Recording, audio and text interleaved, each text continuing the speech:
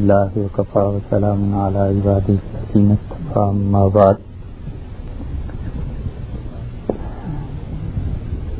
جناب رسول اللہ صلی اللہ علیہ وسلم کی سیرت طیبہ کے بارے میں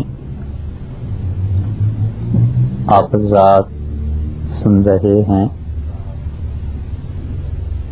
اور اس سیرت طیبہ کے مختلف پہلو ہیں، اور ان میں سے ایک پہلو جو سند کے اتصال سے تعلق رکھتا تھا، گزشتہ نشستوں میں اس کے متعلق بات ہوئی، اور تفصیلاً یہ بات عرض کی گئی کہ یہ صرف اس امت کو شرف حاصل ہے کہ اس کی کتاب بھی محفوظ ہے، اور اسی امت کو یہ شرف حاصل ہے کہ اس کا سارا سلسلہ نبی کریم صلی اللہ علیہ وسلم تک محفوظ ہے۔ اور یہ جو ترازو قائم کیا تھا کہ پوری دنیا کے جتنے بھی موجودہ مذاہب ہیں جو اپنا سلسلہ سند وحی سے بیان کرتے ہیں، کسی ایک مذہب کا سلسلہ بھی وحی سے ملا ہوا نہیں ہے۔ متصل کے معنی ہمارے ہاں یہ لیے جاتے ہیں کہ جیسے زنجیر میں ایک کڑی دوسری کڑی سے ملی ہوئی ہوتی ہے، اس طرح خبر کا، حدیث کا، شہادت کا، گواہی کا، آیت کا اتصال ہونا چاہیے۔ یعنی اگر آپ سے کوئی دریافت کرتا ہے کہ یہ قرآن پاک جو آج آپ پڑھ رہے ہیں اس کی اتھینٹسٹی کیا ہے، کیا یہ واقعی جبریل امین نبی کریم صلی اللہ علیہ وسلم پر نازل ان کے ذریعے سے کیا گیا اور وہ لے کے حاضر ہوئے، اور ان کے بعد آپ تک کیسے پہنچا، تو اس کا اور جوابات میں سے ایک جواب یہ بھی ہے کہ ہم سے لے کے اور رسول اللہ صلی اللہ علیہ وسلم تک درمیان میں کوئی ٹائم ایسا نہیں گزرا جبکہ کوئی فرد اس کا حامل نہ ہو۔ رسول اللہ صلی اللہ علیہ وسلم سے عبداللہ بن مسعود رضی اللہ عنہ نے پڑھا، اور حضرت عبداللہ بن مسعود رضی اللہ عنہ سے پھر اور لوگوں نے پڑھا، پھر امام عاصم رحمۃ اللہ علیہ کی قرات آ گئی، پھر حفص رحمۃ اللہ علیہ کی قرات آ گئی، اور اس وقت دنیا میں 2-3 قراتیں مسلسل چل رہی ہیں، متواتر ہیں۔ امام حفص رحمۃ اللہ علیہ کی قرات جس سے آپ تراویح میں قرآن پاک سنتے ہیں، پڑھتے ہیں، امام ورش رحمۃ اللہ علیہ کی قرات جو مالکی حضرات کے ہاں اور خاص طور پہ افریقہ میں پڑھی جاتی ہے، اور قالون رحمۃ اللہ علیہ کی قرات جو تیونس میں پڑھی جاتی ہے، حفص رحمۃ اللہ علیہ کے شاگردوں نے اس قرات کو آگے امت کو سکھایا، پھر انہوں نے اگلی پشت کو سکھایا، اگلی نسل ہوتے ہوتے یہ قرآن پاک ہم تک پہنچا۔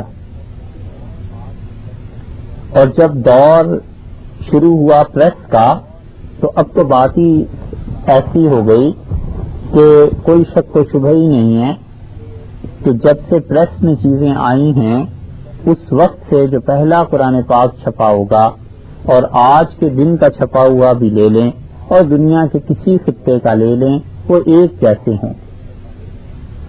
سند متصل ہونا یہ ہے۔ حدیث کی سند، نبی کریم صلی اللہ علیہ وسلم نے کوئی بات ارشاد فرمائی، وہ علی رضی اللہ عنہ نے سنی، سیدنا علی رضی اللہ عنہ سے سیدنا حسن اور حسین رضی اللہ عنہ نے سنی، ان کے بعد زین العابدین رحمۃ اللہ علیہ نے سنی، ان کے بعد امام باقر رحمۃ اللہ علیہ نے سنی، ان کے بعد جعفر صادق رحمۃ اللہ علیہ نے سنی، ان سے امام مالک، امام ابو حنیفہ رحمۃ اللہ علیہ وغیرہ نے سنی، اور ان کے بعد ان سے امام ابو یوسف اور محمد نے سنی، اور امام مالک رحمۃ اللہ علیہ سے ان کے شاگرد یحییٰ، قاسم، ان لوگوں نے سنی۔ تو یہ ایک سے دوسرے تک بات کو،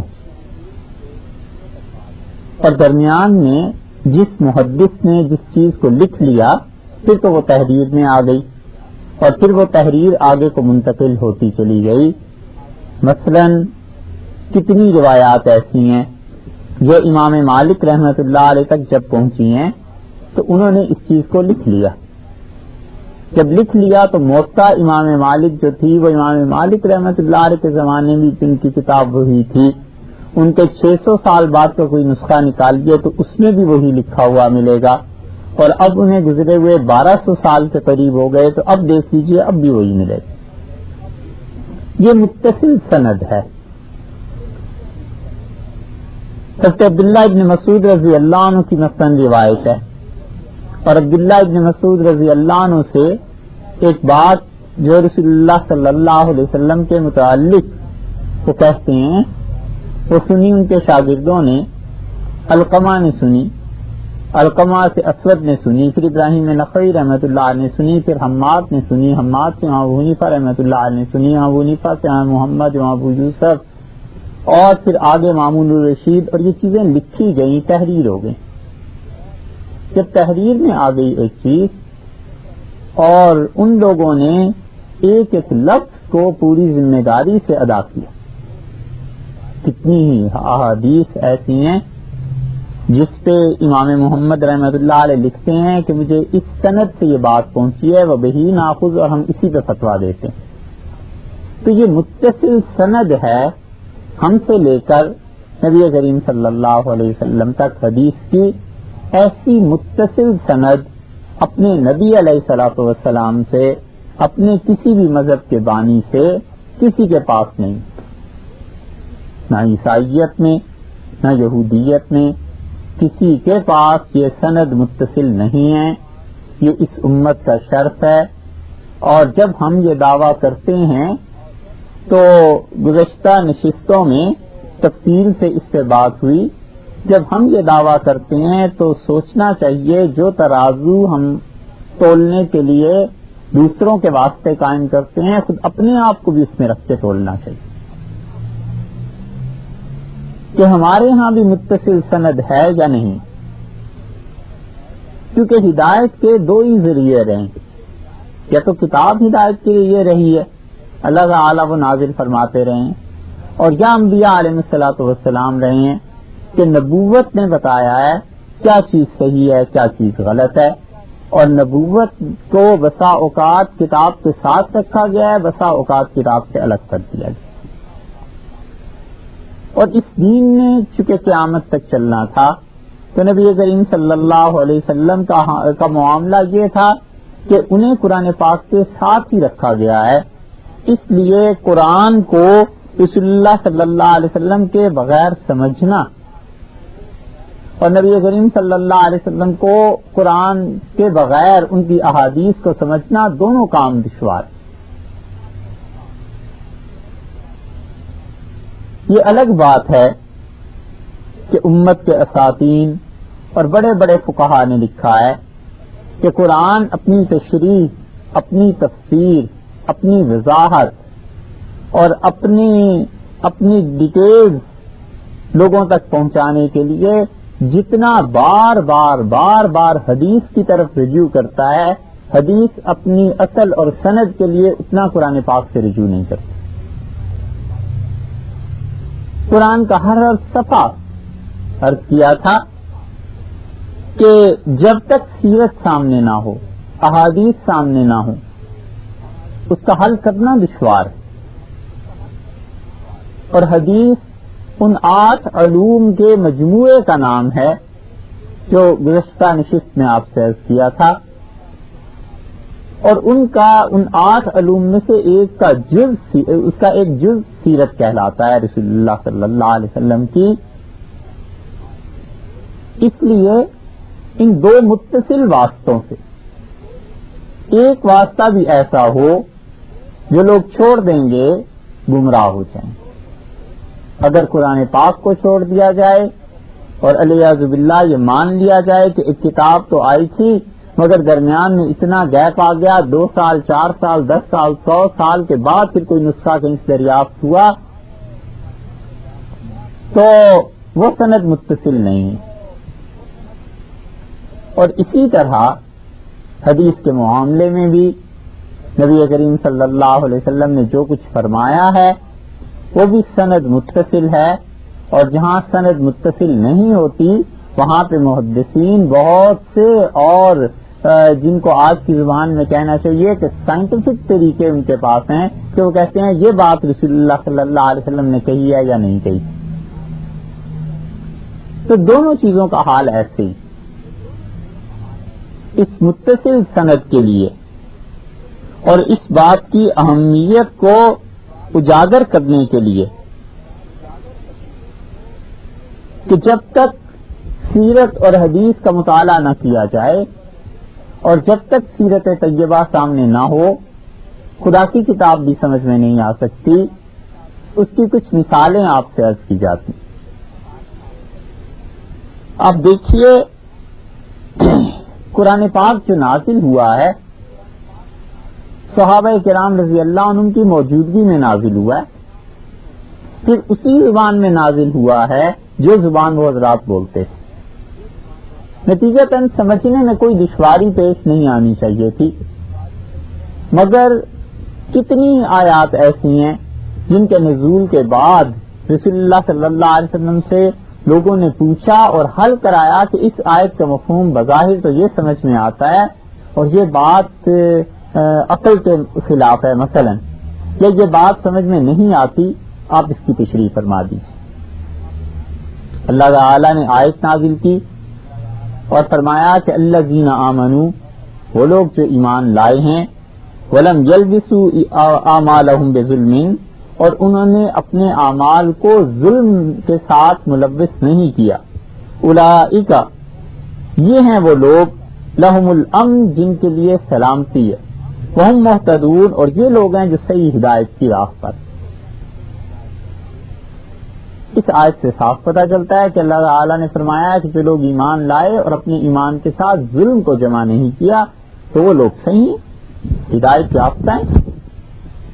صحابہ کرام رضی اللہ عنہم کو یہ نہیں ہے کہ عربی سمجھ نہیں آتی تھی، تو سب سمجھتے تھے.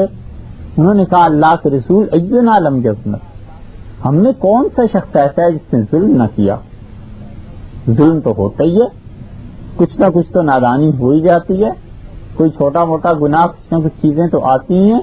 اور اللہ فرماتے ہیں کہ ایمان لائے اور اس کے ساتھ ظلم نہیں کیا، تو کون ہے ہم میں سے ایسا شخص جس نے ظلم نہ کیا ہو. تو پھر اس کا مطلب ہے کہ اگر ایمان کے ساتھ ظلم ہے تو نہ اس کے لیے سلامتی ہے نہ اس کے لیے ہدایت. یہ سوال پیدا ہوا نا عقلی طور پہ. رسول اللہ صلی اللہ علیہ وسلم نے فرمایا اس آیت کریمہ میں جو ظلم کا مطلب ہے تم لوگ وہ نہیں سمجھے. اور پھر آپ نے فرمایا تم نے سنا نہیں، اللہ تعالیٰ نے کیا فرمایا کہ ان الشرک لظلم عظیم، شرک بہت بڑا ظلم. تو اس آیت میں ظلم کے معنی اور مفہوم متعین کرنے کے لیے صحابہ کرام رضی اللہ عنہ نے رجوع کیا رسول اللہ صلی اللہ علیہ وسلم کی طرف، اور آپ نے بتایا کہ ظلم سے مراد یہاں شرک ہے. تو پھر اس کا مفہوم یہ بنا کہ جو لوگ ایمان لائے اور انہوں نے اس کے ساتھ شرک نہیں کیا وہ لوگ ہیں جو سلامتی میں ہیں اور وہ لوگ ہیں جو ہدایت پر. اب دیکھیے اپنی شرح کے لیے، اپنی تشریح کے لیے، اپنا مفہوم متعین کرنے کے لیے قرآن پاک کو حدیث کی ضرورت پیش آئی، اور پھر پتہ چلا کہ اچھا یہاں ظلم سے مراد شرک ہے. اور اگر رسول اللہ صلی اللہ علیہ وسلم اس کا نہ بتلاتے کہ یہاں اس سے مراد شرک ہے تو پھر مفسرین کرام اپنی اپنی رائے کا اظہار کرتے، اور اگرچہ وہ صحیح ہوتا مگر نبی کریم صلی اللہ علیہ وسلم کا فرمانا اور ظاہر ہے کہ ان کے علاوہ کسی کا فرمانا دونوں میں بڑا فرق. یہ ہے سیرت، یہ ہے حدیث. جب تک یہ پتہ نہ چلے قرآن پاک کی یہ ایک آیت ہے، اس آیت میں ظلم کا مفہوم متعین کرنا دشوار ہو جاتا. ایک اور مثال اس کی دیکھیے. اللہ تعالیٰ نے یہ فرمایا کہ من یعمل سوءا یجز بہ، جو انسان بھی برائی کرے گا، گناہ کرے گا، اللہ تعالیٰ اس کو اس برائی کی جزا دیں گے. جیسے بوئے گا ویسے کاٹے گا، اور جو غلط کام کیا ہے اس کی سزا ملے گی. تو صحابہ کرام رضی اللہ عنہ نے عرض کیا نبی کریم صلی اللہ علیہ وسلم سے کہ ہم میں سے کون سا ایسا ہے جو برا کام نہیں کرتا؟ تو اللہ کے رسول اگر قیامت میں ہر گناہ کی سزا اور برائی کی سزا ملنا شروع ہو گئی تو یہ تو بہت دشوار ہے، نبھے گی کیسے؟ تو اب رسول اللہ صلی اللہ علیہ وسلم نے متعین فرمایا، تشریح فرمائی. آپ نے فرمایا دیکھو اللہ نے جو کہا ہے نا کہ گناہ کی سزا تمہیں ملے گی، تو یہ جو زندگی میں تمہیں تکالیف برداشت کرنا پڑتی ہیں، ناگوار امور دیکھنے پڑتے ہیں، یہ بھی اس جزا کا حصہ ہی، یعنی اس کی وجہ سے بھی گناہ معاف ہو جائیں. متعدد احادیث میں یہ مضمون آیا ہے کہ رسول اللہ صلی اللہ علیہ وسلم نے بتلایا ہے کہ دنیا میں جو تکالیف انسان کو پیش آتی ہیں وہ اس کے گناہوں کا کفارہ بن جاتی ہیں. تو اب مسئلہ صاف ہو گیا. اس کا مطلب یہ ہے کہ جو غلطی تم کرتے ہو، گناہ کرتے ہو، اس کا کفارہ دنیا کے اعمال بھی ہیں جو تمہیں ناگواری کے ساتھ کرنے پڑتے ہیں، ناگوار چیزیں، اور آخرت میں جو سزا ہے وہ بھی کفارہ ہو جائے گی. قبر کا عذاب ہے یہ بھی کفارہ ہو جائے گا، اور پھر آہستہ آہستہ ہوتے ہوتے انسان بھول جائے گا، تزکیہ ہو جائے گا اور جنت میں چلا جائے گا. ایک دوسری حدیث میں آیا ہے رسول اللہ صلی اللہ علیہ وسلم نے فرمایا ہے یہ جو مسلمان ایک دوسرے کو قتل کرتے ہیں یہ بھی گناہوں کے کفارے میں شامل ہے. اس لیے کہ ظاہر ہے ایک آدمی کو جو قتل کیا گیا ہے کس اذیت اور تکلیف کے مرحلے سے وہ گزرا ہوگا، تو یہ بھی اس کے گناہوں کے کفارے میں قیامت میں شمار کر دیا جائے گا. حضرت علی رضی اللہ عنہ کی روایت میں تو یہاں تک آیا ہے کہ تم میں سے کوئی شخص اپنی جیب میں ایک چیز رکھ کے بھول جاتا ہے اور پھر وہ دوسرے جیب میں تلاش کرتا ہے اور نہیں پاتا اور پریشانی ہوتی ہے کہ فلاں چیز کہاں گئی، تو رسول اللہ صلی اللہ علیہ وسلم نے فرمایا یہ بھی تمہارے گناہوں کا کفارہ ہے. اس لیے کہ ناگوار تو گزرتا ہے، جب انسان پریشان ہوتا ہے تو وہ جو ناگواری گزر رہی ہے اس کو فرمایا کہ یجز بہ، اللہ نے یہ جو کہا ہے کہ تمہیں جو برا کام کرے گا اس کو اس کی سزا ملے گی، تو اس کا مطلب ہے کہ دنیاوی تکالیف بھی جو ہیں وہ بھی کفارہ بن جاتی. صحابہ کرام رضی اللہ عنہ قرآن پاک کو سنتے تھے اور وہ اللہ کے بندے خوب سمجھتے تھے. اگر وہ نہ سمجھتے ہوتے تو عقلی اشکالات نہ پیدا ہوتے. اسی لیے قرآن نے تعریف کی ہے ہم لوگوں کی. اللہ تعالی نے فرمایا ہے سورہ فرقان میں کہ ہمارے بندے تو وہ ہیں کہ وہ ہماری آیات کو سنتے ہیں اور لم یخروا علیہا ثم عمیانا، اور اندھے بہرے ہو کے نہیں گرتے، سمجھتے ہیں، سوچتے ہیں کہ اللہ نے اس آیت میں کیا کہا. اسی لیے تو پھر دل پھٹ جاتا، اسی لیے تو شہادت موت واقع ہو جاتی. ایک صحابی رضی اللہ عنہ غالباً زرارہ ابن ابی اوفا رضی اللہ عنہ تھے، انہوں نے نماز پڑھائی کوفہ میں اور انہوں نے فجر کی نماز میں یہ آیت تلاوت کی کہ یوم اذا نقر فی النقور، اور جب سور پھونکا جائے گا، فذالک وہ ایسا دن ہوگا یوم عسیر، سخت دن ہوگا، علی الکافرین غیر یسیر، اور کافروں کے لیے کوئی آسان دن نہیں ہوگا. وہ یہ آیت انہوں نے پڑھی اور ان پر اتنا خوف اس کا طاری ہوا کہ بس چیخ ان کی نکلی، ایک گرے اور انتقال ہو. امام ابو حنیفہ رحمۃ اللہ علیہ کے متعلق جو آتا ہے کہ وہ ساری رات ایک ہی آیت کی تلاوت فرماتے رہے اور روتے رہے کہ جو شخص برائی کرے گا وہ اس کا نتیجہ دیکھے گا اور جو اچھائی کرے گا مثقال ذرۃ خیر یرا، ذرہ برابر بھی نیکی ہوگی اس کے بھی نتیجے دیکھے گا. تو وہ روتے رہے اس آیت کو، اس لیے کہ سمجھتے تھے. خود نبی کریم صلی اللہ علیہ وسلم کا بھی یہی حال تھا کہ ساری رات بار بار دہراتے رہے اس آیت کو کہ ان تعذبہم فانہم عبادک، اللہ اگر آپ عذاب دیں تو یہ لوگ آپ کے بندے ہیں، اور اللہ اگر آپ معاف کریں تو آپ تو معاف فرمانے والے ہیں، آپ کی تو شان ہے۔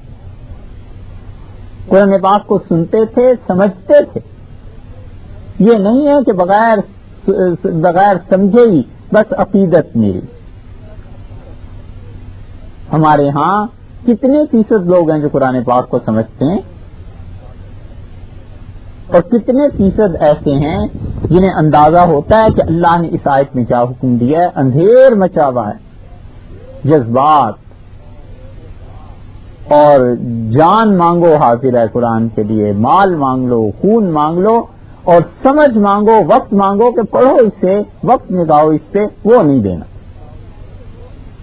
تو صحابہ کرام رضی اللہ عنہ سمجھتے تھے نا، انہوں نے کہا اللہ کے رسول، اللہ نے یہ جو فرمایا کہ یوم تبدل الارض غیر الارض، قیامت کے دن ایسا ہے کہ جس دن ہم زمین کو دوسری زمین سے بدل دیں گے،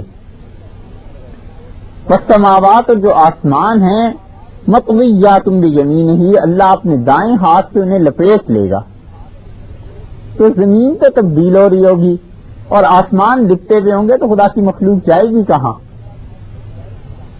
یہ عقلی سوال ہے نا، کہ قرآن پاک اگر کوئی پڑھے تو اس کے ذہن میں آتا ہی ہے کہ لوگ کدھر جائیں گے۔ یہ ہے صحابہ کرام رضی اللہ عنہ کا تفکر اور تدبر۔ متصل سند سے یہ بات ثابت ہے کہ اس سوال پہ رسول اللہ صلی اللہ علیہ وسلم نے فرمایا کہ لوگ تو اس دن پل صراط پہ ہوں گے، یہ ارشاد فرمایا۔ اب سارا مسئلہ حل ہو گیا۔ اب دائیں ہاتھ پہ اللہ تعالیٰ آسمانوں کو کیسے لپیٹیں گے، یہ تو جس دن لپٹیں گے اسی دن سمجھ آئے گی۔ بس ایسے ہی ہے جیسے اللہ تعالیٰ نے ارشاد فرما دیا، اس کے رسول صلی اللہ علیہ وسلم نے بتا دیا، یہ ہے وہ چیز کہ متصل سند ہے اس کی، اور قرآن اپنی تشریح میں بار بار حدیث کی طرف رجوع کرتا ہے۔ تو یہ جو فیشن ہے نا ایک کہ نہیں حدیث کا انکار اور حدیث پہ اعتراضات، انہیں سوچنا اور سمجھنا چاہیے کہ حدیث اور سیرت جو اس کا ایک جز ہے، ان سب چیزوں کو درمیان میں سے نکال دیں، اور نبی کریم صلی اللہ علیہ وسلم کی حیثیت معاذ اللہ صرف ایک ریفارمر کی رہ جائے، تو پھر اس کتاب کو کون سمجھائے اور کون سمجھے۔ اسی وجہ سے عبداللہ ابن عمر رضی اللہ عنہما نے 8 سال میں سورہ بقرہ پڑھی، اور لوگوں نے انہیں مبارکباد دی۔ جب انہوں نے دعوت کی لوگوں کی تو بہت خوش تھے وہ کہ 8 برس میں، تو کسی نے کہا تمہارے والد عمر رضی اللہ عنہ تو 12 برس میں پڑھی تھی، اچھے اور 8 برس میں پوری ہو گئی۔ وہ اس لیے کہ سمجھتے تھے، سوچتے تھے، اس پہ اشکالات پیدا ہوتے تھے، سوالات جوابات، اس کا سلسلہ تھا۔ اور اتنے دیانتدار تھے یہ لوگ، اتنے دیانتدار تھے کہ جس کے ذہن میں جو سوال پیدا ہوتا تھا اگر جواب نہیں آتا تھا تو صاف کہہ دیتا تھا بھائی اس کا نہیں معلوم، یا کہہ دیتا تھا مجھ سے بڑے وہ ہیں ان سے پوچھ لو۔ تنگ نظری نہیں تھی، بڑی وسعت تھی ان کے قلب میں، ان کے دل میں، اسی لیے اللہ کا یہ دین اتنا پھیلا ہے۔ اسد ابن فرات پڑھنے گئے تھے اسپین سے امام مالک رحمۃ اللہ علیہ کے پاس مدینہ منورہ، تو اسد ابن فرات نے پوچھنا شروع کیا کہ حضرت یہ بات ایسے کیوں ہے، حدیث میں ایسے کیوں ہے؟ تو امام مالک رحمۃ اللہ نے کچھ دن یا کچھ عرصہ تو جواب دیا، پھر کہنے لگے کہ بیٹے تمہارا مزاج جو ہے نا، یہ شکوں کو دریافت کرنا اور اس پہ بحث کرنا، یہ مزاج کوفہ والوں کا ہے، تو تم بہتر ہے وہاں چلے جاؤ اور وہاں جا کر یہ بحث کرو، وہ لوگ تمہیں سمجھائیں گے ساری باتیں۔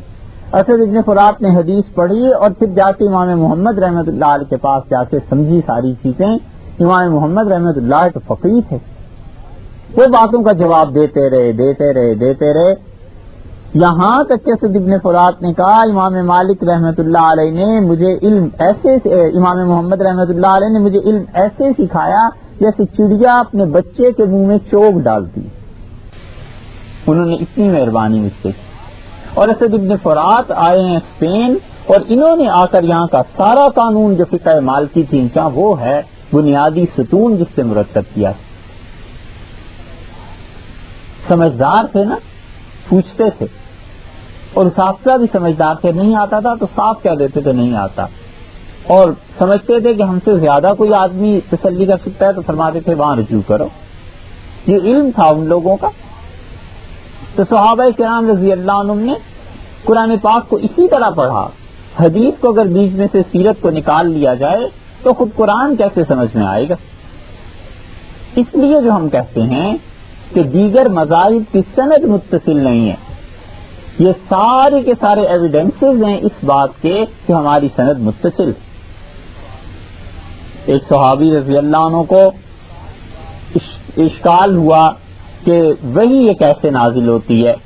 اشکال تو مناسب نہیں، اشتیاق، شوق کہیے. ان کا وحی کیسے نازل ہوتی ہے؟ تو رسول اللہ صلی اللہ علیہ وسلم سے پوچھا. نبی کریم صلی اللہ علیہ وسلم نے فرمایا وحی مجھ سے اس طرح آتی ہے کہ کبھی فرشتہ میرے سامنے آ جاتا ہے اور کبھی کبھی ایسے ہوتا ہے کہ گھنٹی کی آواز مجھے سنائی دیتی ہے، اور آپ نے فرمایا میرے دل میں بات ڈال دی جاتی ہے. یہ سارے طریقے تین جو ہیں وہ بیان کیے. صحیح بخاری میں بھی اور طریقے بھی آئے ہیں. تو نبی کریم صلی اللہ علیہ وسلم نے مختلف چیزوں کا بیان کیا. ایک اور صحابی رضی اللہ عنہ کو بہت اشتیاق تھا کہ پتہ چلے وہی نازل کیسے ہوتی ہے، اور رسول اللہ صلی اللہ علیہ وسلم پر وحی کی کیفیت طاری ہوئی، اور اس سے عمر رضی اللہ عنہ نے بلا لیا اور کہا آؤ دیکھو. ان کا یہ دیکھو وحی حضرت صلی اللہ علیہ وسلم پر ایسے نازل ہوتی ہے. تو یہ نہیں ہے کہ وحی انہیں معلوم نہیں تھا چیز کیا، لیکن وہ وحی نبوت سے بے خبر تھے کہ انبیاء علیہ السلام پہ کیسے وحی آیا کرتی ہے. وحی کے لغوی معنی انہیں پتا تھے. لغت میں ڈکشنری میں کسی لفظ کے جو معنی آتے ہیں وہ بہت سے لوگوں کو پتا ہوتے ہیں، اور ٹرم جو ہوتی ہے وہ کوئی اور چیز ہوتی ہے. کسی اچھے سمجھدار بچے سے پوچھ لیجیے بلڈ پریشر کیا ہوتا ہے تو وہ کہے گا اس کا ترجمہ خون کا دباؤ ہے. اور وہ کہ خون کا دباؤ کیا ہوتا ہے تو وہ ڈاکٹر بتائے گا کہ بیٹے یہ خون کا دباؤ ہوتا ہے، یہ اس چیز کو کہتے ہیں. تو لغوی معنی کسی بات کے اور ہیں اور اس کی حقیقت تک پہنچنا رسائی ہونا یہ بات اور ہے. تو لغوی معنی یہ سب جانتے کہ وحی کا لغت میں کیا معنی ہے. حقیقی کیفیت دیکھنا چاہتے تھے وہ اس سے عمر رضی اللہ عنہ نے دکھا دی کہ یہ دیکھ لو. یہودیوں سے ملاقات ہوئی مشرکین مکہ کی، اور انہوں نے قرآن پاک پہ ایک اعتراض کیا. انہوں نے کہا تمہارے ہاں جو نبی ہیں صلی اللہ علیہ وسلم وہ دعویٰ کرتے ہیں کہ ان پہ وہی خدا کی طرف سے آتی ہے، اور یہ بتاؤ کہ مریم جو تھیں ان کا اور موسیٰ علیہ السلام کا کتنا فاصلہ تھا درمیان میں، کئی صدیاں. اور تمہارے صاحب یہ کہتے ہیں کہ یا اخت ہارون، ہارون کی بہن. قرآن میں آیا ہے نا کہ ان کے پاس آئے سے مریم کے پاس، تو انہوں نے کہا یہ بچہ کہاں سے؟ اشارت الیہ، خاتون نے اشارہ کیا بچے کی طرف.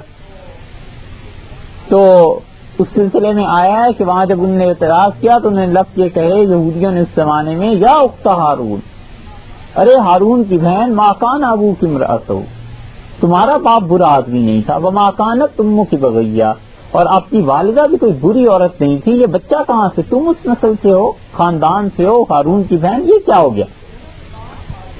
تو انہوں نے کہا ہارون جو تھے قرآن میں جو آیا ہے یہ تو بہت عرصہ پہلے تھے، مریم کا کوئی بھائی ہارون تھا ہی نہیں. یہ کیا ہے؟ یہ تاریخی اشکال تھا. یہ بات صحابہ کرام رضی اللہ عنہم تک پہنچی تو نبی کریم صلی اللہ علیہ وسلم نے فرمایا کہ یہ جو کہا ہے اللہ نے نقل کیا ان کا قول کہ ہارون کی بہن، تو یہ ہارون علیہ السلام مراد نہیں ہے. یہ تو اسی زمانے کا کوئی نیک آدمی تھا، یعنی جس کی نیکی ضرب المثل تھی، شہرت پذیر تھی نیکی ان کی. تو لوگوں نے کہا ہارون کی بہن، یعنی اتنے اچھے آدمی کی بہن، تم نے یہ کام کیا کر لی؟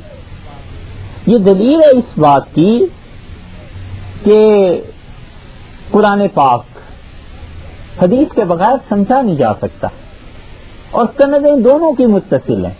جس طرح قرآن کی ویسے ہی حدیث کی. حدیث میں درجات ہیں وہ ہم آپ سے عرض کرتے ہیں بعد میں، مگر حدیث کے بغیر چارہ کار ہے نہیں. کون یہ بتائے گا کہ نماز کی آیات جو ہیں وہ نماز میں پڑھنے والی آیات کون سی ہیں, اور کیسے یہ پتا چلے گا کہ رکعات کتنی ہیں؟ تواتر جو امت کا چلا آ رہا ہے وہ ان ساری چیزوں کو کہ ایک نسل سے دوسری نسل کی طرف منتقل ہوتی چلی گئی چیزیں وہ اپنی جگہ پر مسلم, مگر اس کے باوجود سند کے متصل ہونے کی ضرورت ہے, اس کے بغیر کام بنتا نہیں. یہ تو چند ایک مثالیں ہیں جو ہم نے آپ سے عرض کی. اعلام الموقعین ایک کتاب لکھی ہے ابن قیم رحمۃ اللہ علیہ نے.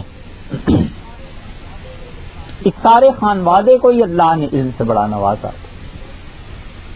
ابن جوزی تھے, پھر ان کے بعد ابن تیمیہ آئے, پھر ان کے بعد ابن قیم آئے, پھر ابن کثیر آئے, ابن رجب آئے, ابن عبد الہادی آئے. یہ سارے کے سارے اپنے وقت کے بڑے مشاہیر علماء اور چوٹی کے محدث اور مفسر. بعض تو ایسے ہیں کہ انسان برسا برس کھوج لگا لے کہ آخر ان کا اصل میدان کیا تھا. تفسیر میں دیکھو تو اس میں کامل, حدیث میں دیکھو تو جب مباحث لکھتے ہیں اندازہ ہوتا ہے وہ شخص نے ساری زندگی حدیث ہی پڑھی. تاریخ پہ دیکھیے تو ایسے اس تاریخی اسباب اور علل کا تجزیہ کرتے ہیں جیسے انہیں تاریخ کے علاوہ کچھ کام نہیں. اسماء الرجال پہ وہ ان کا حال ایسا ہی ہے, لغت پہ وہ ان کا عبور ایسا ہی ہے. اللہ نے اتنا فضل فرمایا تھا ان لوگوں پر کہ ایک ایک شخص میں پوری وہ صلاحیتیں اور وہ علم اور وہ سب چیزیں جمع ہو گئی تھیں جو آج کے زمانے میں اکیڈمی کے مختلف افراد پر تقسیم کی جائیں تو وہ افراد اسے پورا نہیں کرتے. تقویٰ تھا ان میں, برکت اللہ نے دی. ابن قیم رحمۃ اللہ علیہ نے اعلام میں 110 صفحات اب جو چھپی ہے ان کی 110 صفحات پر بھی بحث لکھی ہے ساری, جس کی چند ایک مثالیں آپ سے عرض کی ہیں انہی کے حوالے سے. انہوں نے 110 صفحات اس پہ لکھے ہیں مسلسل کہ حدیث کے بغیر قرآن پاک کی سمجھ دشوار ہے, اور صحابہ کرام رضی اللہ عنہ کو کیا کیا اشکالات چیزیں پیش آتی رہیں عقلاً جو انہوں نے رسول اللہ صلی اللہ علیہ وسلم سے حل کرا. حدیث کا جہاں تک معاملہ ہے سند متصل ہونے کا, ہم سے لے کے رسول اللہ صلی اللہ علیہ وسلم تک حدیث کی کتابوں کی قسمیں ہیں, خود احادیث کی بھی اقسام. یہ حدیث کی بحث اس لیے کی جا رہی ہے کہ آگے کو چل کے سیرت میں بار بار حدیث کے حوالے آئیں کہ رسول اللہ صلی اللہ علیہ وسلم نے یوں کہا, یہ فرمایا, یہ کیا ہے, یہاں سے آئے یہاں گئے.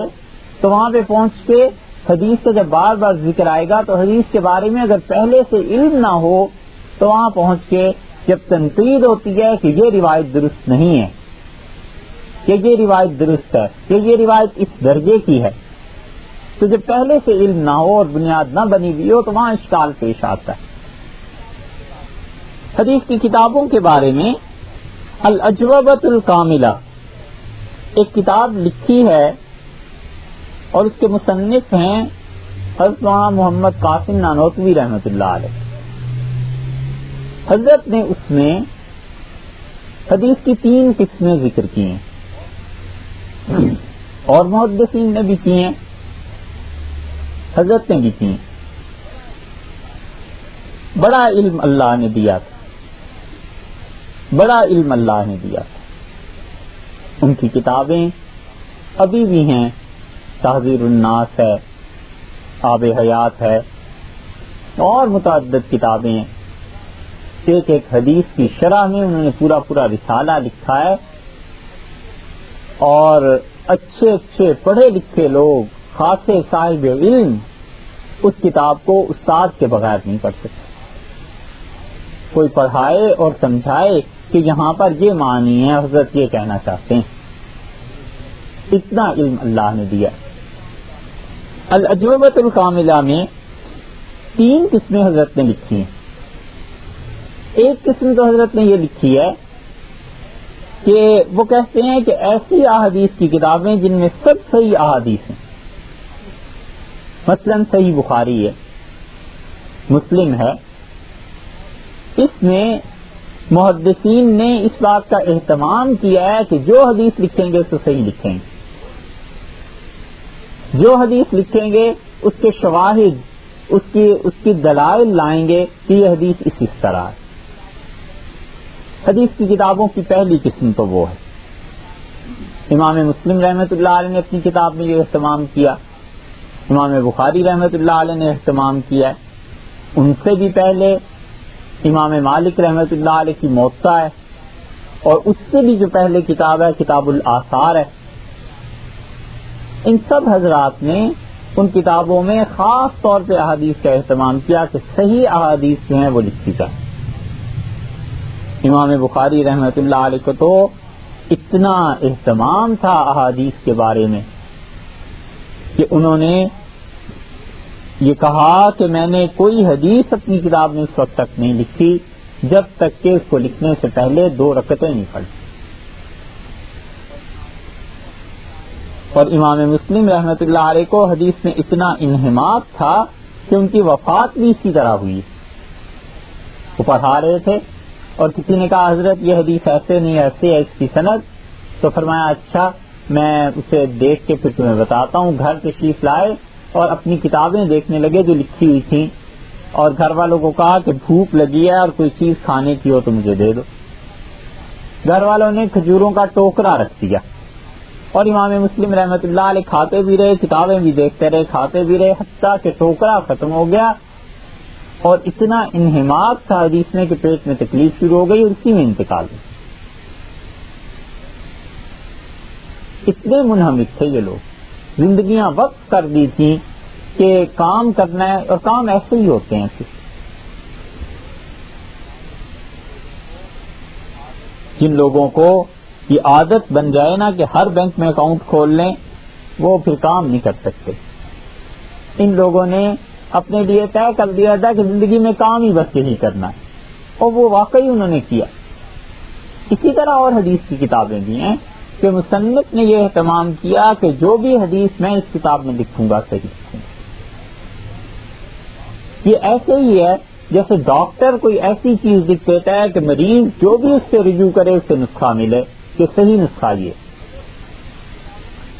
حضرت نے حدیث کی کتابوں کی دوسری قسم گنوائی، اور وہ کہتے ہیں کہ مصنف نے حدیث لکھی ہے اور حدیث کے بعد انہوں نے درجہ بھی اس کا متعین کر دیا ہے کہ یہ حدیث کس درجے کی۔ مثلا حدیث کبھی صحیح ہوتی ہے، کبھی حدیث ضعیف ہوتی ہے، کبھی حدیث مرفوع ہوتی ہے، متواتر ہوتی ہے، عزیز ہوتی ہے، مشہور ہوتی ہے، متعدد قسمیں ہیں حدیث۔ متواتر حدیث وہ کہلاتی ہے کہ جس حدیث پہ ہر زمانے میں اتنے لوگ اس کے راوی مل جائیں کہ اتنے لوگوں کا بظاہر جھوٹ پہ جمع ہونا دشوار ہے۔ مثلا متواتر حدیث دیکھنی ہو تو نبی کریم صلی اللہ علیہ وسلم نے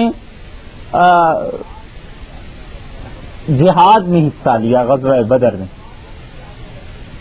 متواتر کی بھی آگے اگرچہ وہ 4 قسمیں کرتے ہیں، لیکن رسول اللہ صلی اللہ علیہ وسلم کا بدر میں حصہ لینا، تشریف لے جانا، یہ ہر دور میں متواتر رہا ہے، سب لوگوں نے دیکھا ہے۔ اتنے لوگوں نے دیکھا ہے کہ سب مل کر جھوٹ بولتے یہ ہو نہیں سکتا۔ صحابہ کرام رضی اللہ عنہ علیہ باللہ جھوٹ سے ویسے بھی بلند و بالا تھے۔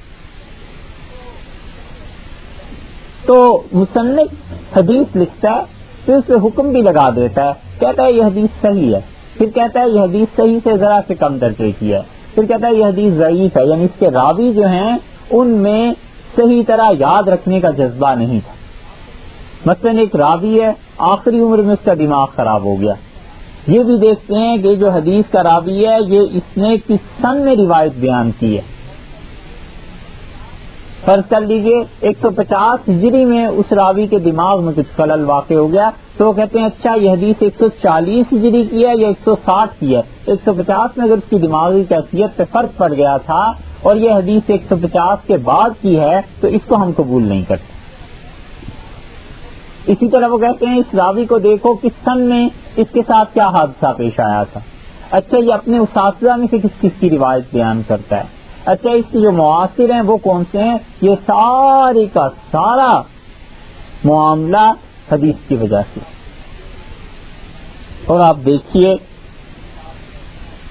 یہ حدیث کی کتابیں اور اس سے جرا اسماء الرجال، ایک ایک آدمی کے حالات کا محفوظ کرنا، تہذیب التہذیب حافظ ابن حجر رحمۃ اللہ علیہ کی کتاب ہے، یہ پہلی مرتبہ چھپی تھی، اور ڈاکٹر اسپرنگر تھے انگریز، انہوں نے اس پہ مقدمہ لکھا تھا، وہ کلکتہ میں ہوتے تھے، پھر وہ لکھنؤ آئے، پھر انہوں نے اس کتاب کو ایڈٹ بھی کیا اور لکھا اس پہ۔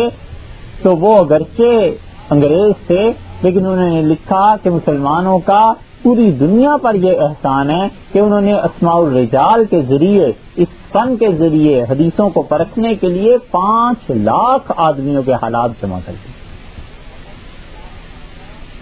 اور ایسے ہی خیال میں آتا ہے کہ یہ 5 لاکھ آدمیوں کے حالات جو جمع ہوئے، ایک ایک حدیث کو پرکھو اور کیسے درجے کیا اور راوی کیسا تھا اور فلاں کون تھا اور فلاں کون تھا، یہ 5 لاکھ آدمیوں نے زندگیاں جو گزاری، مباحث جو لکھی، کتابیں جو لکھی گئیں اور پھر پڑھا اور پڑھایا گیا، تو اصل میں تو ایک ہی ہستی کے لیے یہ سب کچھ تھا، اور وہ رسول اللہ صلی اللہ علیہ وسلم۔ دنیا میں کوئی ایسی ہستی بھی ہے کہ جس کے ارشادات کو، جس کی باتوں کو، جس کے افعال کو اور جس کی چیزیں محفوظ رکھنے کے لیے 5 لاکھ آدمی وقف ہو گئے ان کی زندگیاں، کہ اس ایک ہستی کے حالات ضرور محفوظ رکھیں؟ یہ اللہ کا ایک نظام ہے، اور اللہ تعالی نے بتایا ہے کہ وہ ہستی اللہ کو کتنی محبوب۔ تو دوسری قسم کی کتابیں وہ، اور اس میں حضرت نے مثال دیا امام ترمذی رحمۃ اللہ علیہ کی۔ یہ امام ترمذی رحمۃ اللہ علیہ اپنی کتاب میں جو احادیث لکھتے ہیں، پھر وہ بتاتے ہیں کہ یہ حدیث اس درجے کی ہے، یہ حدیث غریب ہے، یہ حدیث کا اور کوئی راوی نہیں ہے۔ یہ بحیرہ کا واقعہ جو ہے نا، رسول اللہ صلی اللہ علیہ وسلم شام تشریف لے گئے تھے اور یہ چیزیں ہوئی تھی، اس کا ایک حصہ امام ترمذی رحمۃ اللہ نے بھی نقل کیا۔ تو نتیجہ یہ نکلا کہ بعد کے آنے والوں نے تنقید اپنی مسلسل جاری رکھی، دلائل کی بنیاد پر بات کی۔ اور تیسری قسم حدیث کی ان کتابوں کی ہے جن میں ساری روایات آپ کو شاید حیرت ہو، انہوں نے وہ جمع کر دی ہیں جس سے انہوں نے لکھا ہے یہ سب جھوٹ ہے۔ انہوں نے اپنی کتاب کا نام ہی موضوعات رکھا ہے، یعنی موضوع وضع کی گئی جو حدیثیں بنائی گئیں، جعلی طور پر گھڑی گئیں، جو جس کے زمانے میں تھی نا، انہوں نے اس کو لکھ دیا۔ امام سیوطی رحمۃ اللہ نے لکھا میرے زمانے میں یہ حدیثیں ہیں جن میں لوگ جھوٹ بول رہے ہیں، یہ حدیث کچھ نہیں ہے، موضوع ہے، بنائی گئی ہے، انہوں نے اس کی ایک فہرست لکھ دی۔ ابن جوزی رحمۃ اللہ علیہ نے اپنے زمانے میں لکھ دیا کہ میرے زمانے میں لوگوں میں عام طور پہ یہ حدیثیں مشہور ہیں اور یہ جھوٹ ہے۔ اسی طرح ابن قیم رحمۃ اللہ نے اپنے زمانے میں المنار المنیف لکھ دی، انہوں نے کہا یہ جھوٹ ہے ہمارے زمانے۔ اس کی مثال اگر آج کے دور میں لیں تو اب اگر کوئی آدمی لکھے کہ ہمارے زمانے میں نبی کریم صلی اللہ علیہ وسلم پر کیا کیا جھوٹی حدیثیں لوگوں نے مشہور کر لی ہیں، تو وہ یہ حدیث لکھے گا کہ مثلا یہ کہنا کہ اسے بلال رضی اللہ عنہ نے اذان نہیں دی تھی لہذا اس دن فجر ہی نہیں ہوئی تھی، وہ لکھے گا یہ سب جھوٹ ہے اور اس کا کوئی ثبوت نہیں۔ یہ کہنا کہ ویسے قدمی رحمۃ اللہ نے اپنے دانت توڑ لیے تھے جب انہیں خبر ملی کہ احد میں رسول اللہ صلی اللہ علیہ وسلم کے دندان مبارک پہ کچھ چوٹ آئی، جو لکھے اس زمانے میں وہ لکھے گا کہ یہ جھوٹ ہے، اس کی کوئی اصل نہیں۔ اور یہ اتنی مشہور ہو گئی ہیں چیزیں کہ کوئی کسی سے کہہ دے تو طوفان آفت مچ جائے کہ ارے یہ کیا کہہ دیا، اس لیے کہ پڑھا جو نہیں، کبھی رات کی نیندیں حرام کی ہوں پڑھنے میں، اور کبھی دن کے چین اور سکھ کو بالائے طاق رکھ کے کتابوں کی سرگردانی کی ہو تو پتا چلے کہ یہ سب جھوٹ ہے۔